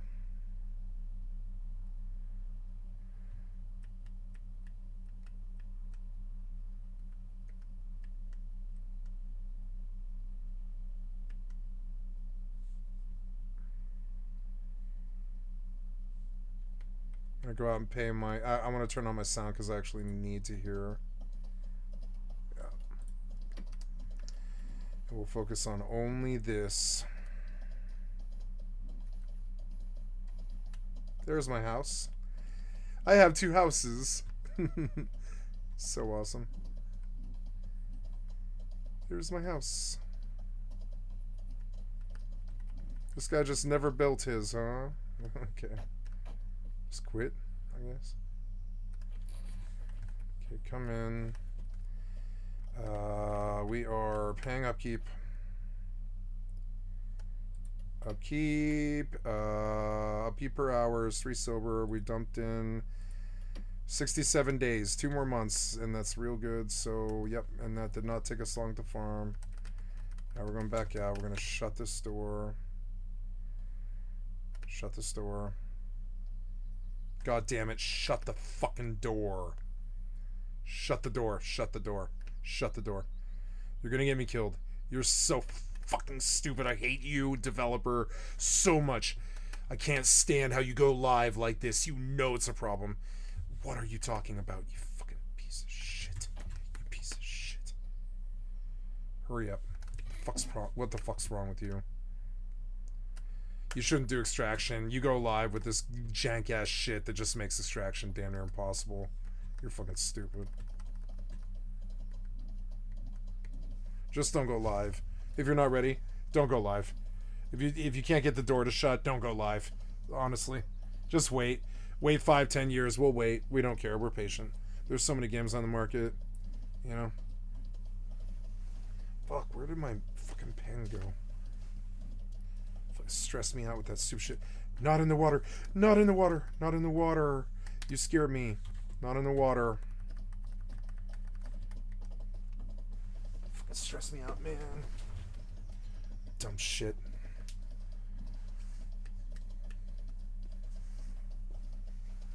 Where did my pen go? Oh, it's like not here. Where the fuck is my pen at? Damn it. I'm gonna take this blanket off now. There, I can feel the fucking cord, but not the pen. Why? Oh. God damn it. I'm stopping in a stupid place, but he needs to rest. So whatever.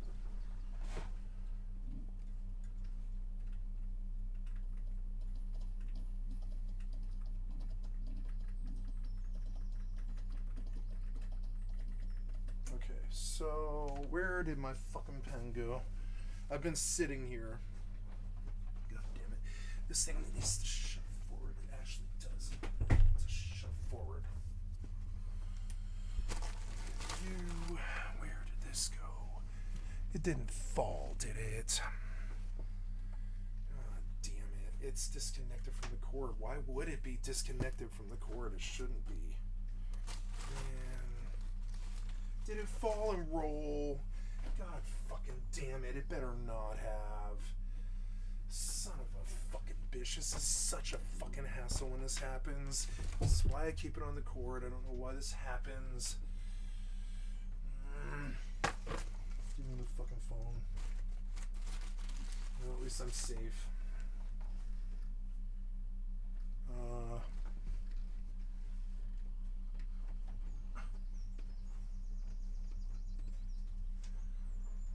No, I don't know. Did it fall behind or something? No. What? Did it fall? Is it caught up in the blanket? No. Where is this? Where could it have gone? Did it fall and roll? No. Did it fall down there? Yes. Oh, damn it. So annoying. Okay, blue cord, gotta remember. Okay, so fix the pillow problem. There. Okay, we gotta do this ride. This is gonna be an interesting ride. I don't really know it too well, and it's fucking high fucking stakes. I'm gonna waste like the last 4 hours or whatever. Like Rust. And it is high stakes. It's fucking annoying. Get this gone. Get her gone. Gotta make sure she's on the horse. Yeah, she's on the horse. Oh, that could have been bad. Yep, see, I gotta pay attention.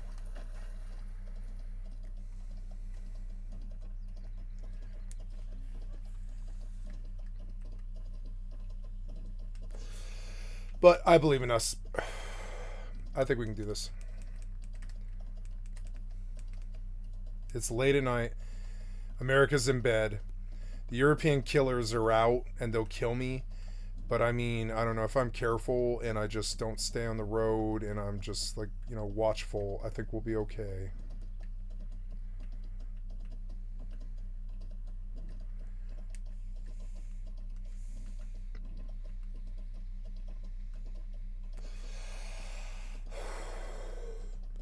So there's guards and you can stand there, huh?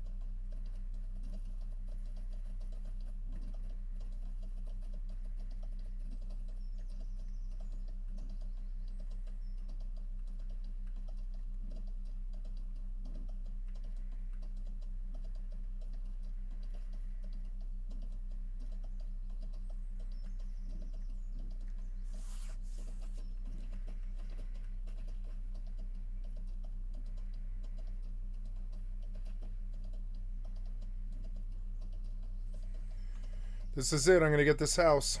Oh, no. Stay away.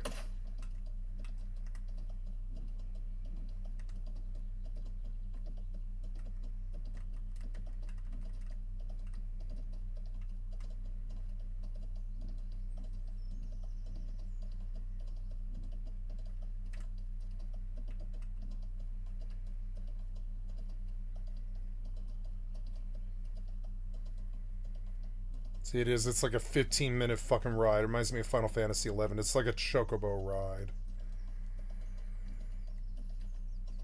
You ride for like I don't know, 17 minutes or something dumb. You ride for so long. But I'm starting to respect it more. It reminds me of the chocobo ride, except chocobo rides are PvE. This is like a chocobo ride for PvP. It just gets you through. Hopefully nobody else rides through on a chocobo and intercepts you, you know. We can almost see my base. We can like see where I live. We can see where I live, like it's in sight. Oh god, Doug, you gotta be careful. Gotta be careful. Gotta be careful. It could all go very bad here. Just go, just go. Okay, slow down. Look, it's a guard. That's very good. Wait, is this place guarded?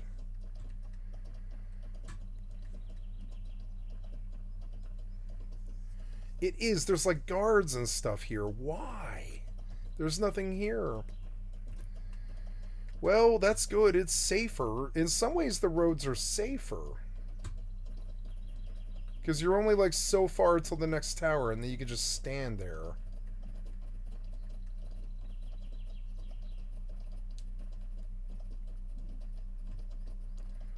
But the road's also dumb, dangerous. It's dangerous. If they're ranged mages, they just kill you if they see you on the road. It's just a crapshoot gamble as to whether somebody comes or not. I'm playing it well.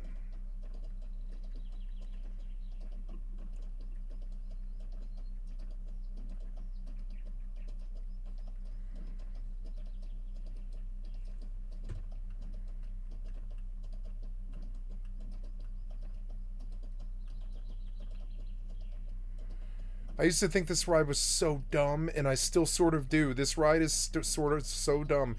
But now I sort of get it. It's kind of like this Zelda ride full of bandits and terrible road warriors, maybe.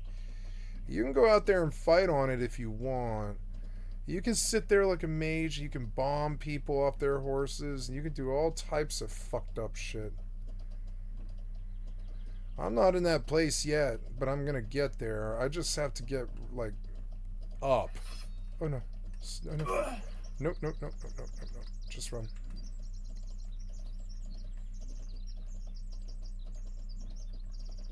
Stop. I'm learning to just leave stam full. So you have to run from somebody you can. Like, honestly, I would like to just get the stam full. I shouldn't stop, but the stam needs to be full. Go, go. Stop.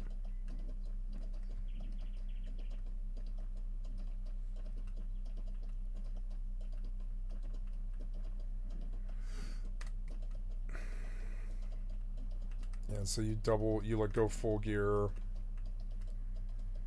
when you're full bar. You go down to like 950 and stop. Yeah.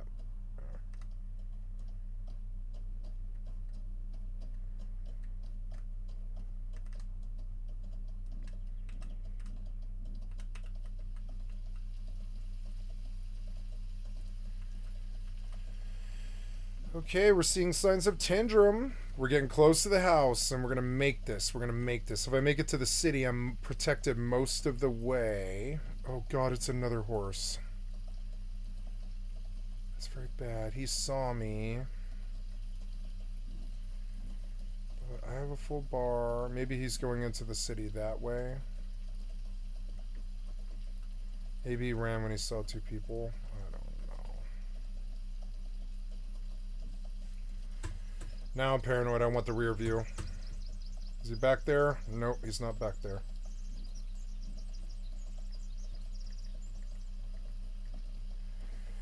We're like 90 seconds away.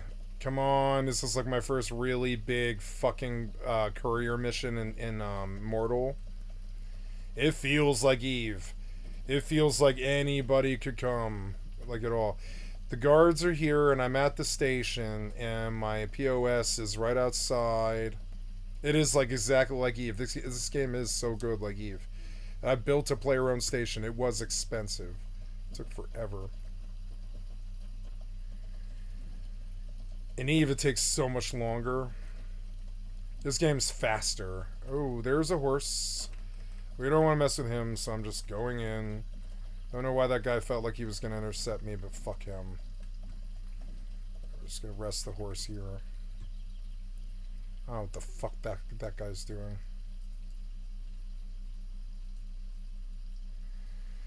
He's leaving out of my render. You know, I want to re-examine my video and stuff. Draw distance is up. Yeah, he's like out of my render. Just want to re-examine. Yeah. So if I go out this, I'm even further out of his render, maybe.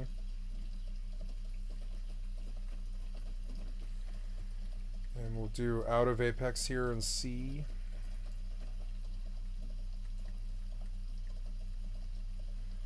There he is. I don't know if he saw me. Did they miss me? I think they did.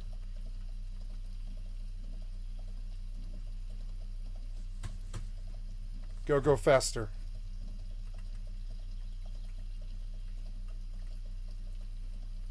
Go faster. Now I'm out of their apex, and I must drop this horse's speed or I will lose his momentum. We're almost there, guys. We're almost there.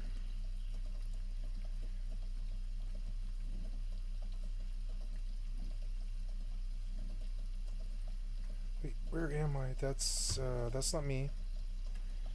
I'm over further this way. There.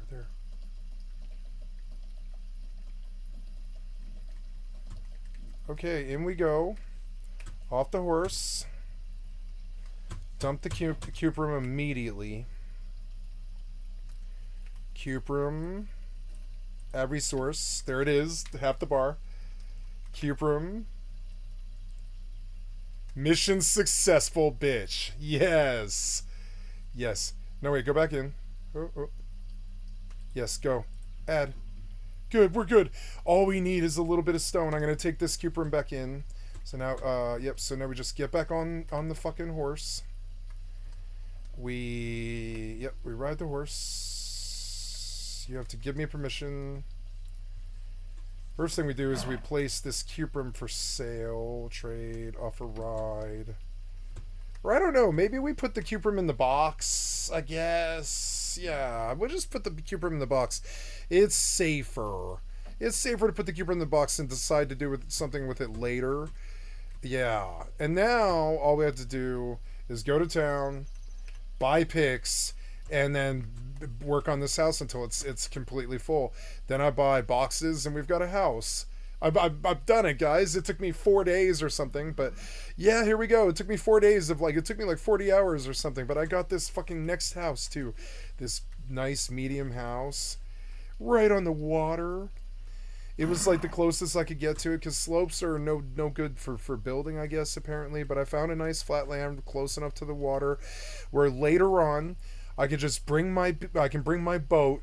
Look, it's like a 10-second run. And he's been promising boats for like 6 months or something. He's like, boats are coming. Boats are going to be a thing.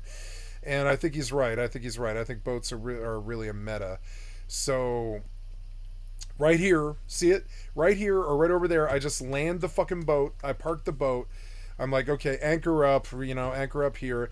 And I move Tindrum stuff to Meduli, and I'm gonna make so much fucking money. I love this game. It feels like the Rust. It's got more mistakes than Rust made, but it's got less accidents. It's got like the permanence of the world is something to be marveled at, kind of. Like now we're totally cheap, we're like totally fine. We can just go buy picks and we're done. Like we're done like with this grind. Look, I have 69 gold for some fucking reason. Why do I have 69 gold on me? You didn't do the upkeep? You didn't do the upkeep. Okay, well then, okay, get out. I'm just gonna pay the upkeep for this base then. I don't know if I should do this much money. Maybe maybe we only do like 50 or something. Yeah, like do split up for 50 and drop that in there for upkeep, right? Because yeah, there's only 5 days in here. I'm not the owner of the building, so she's got to do it.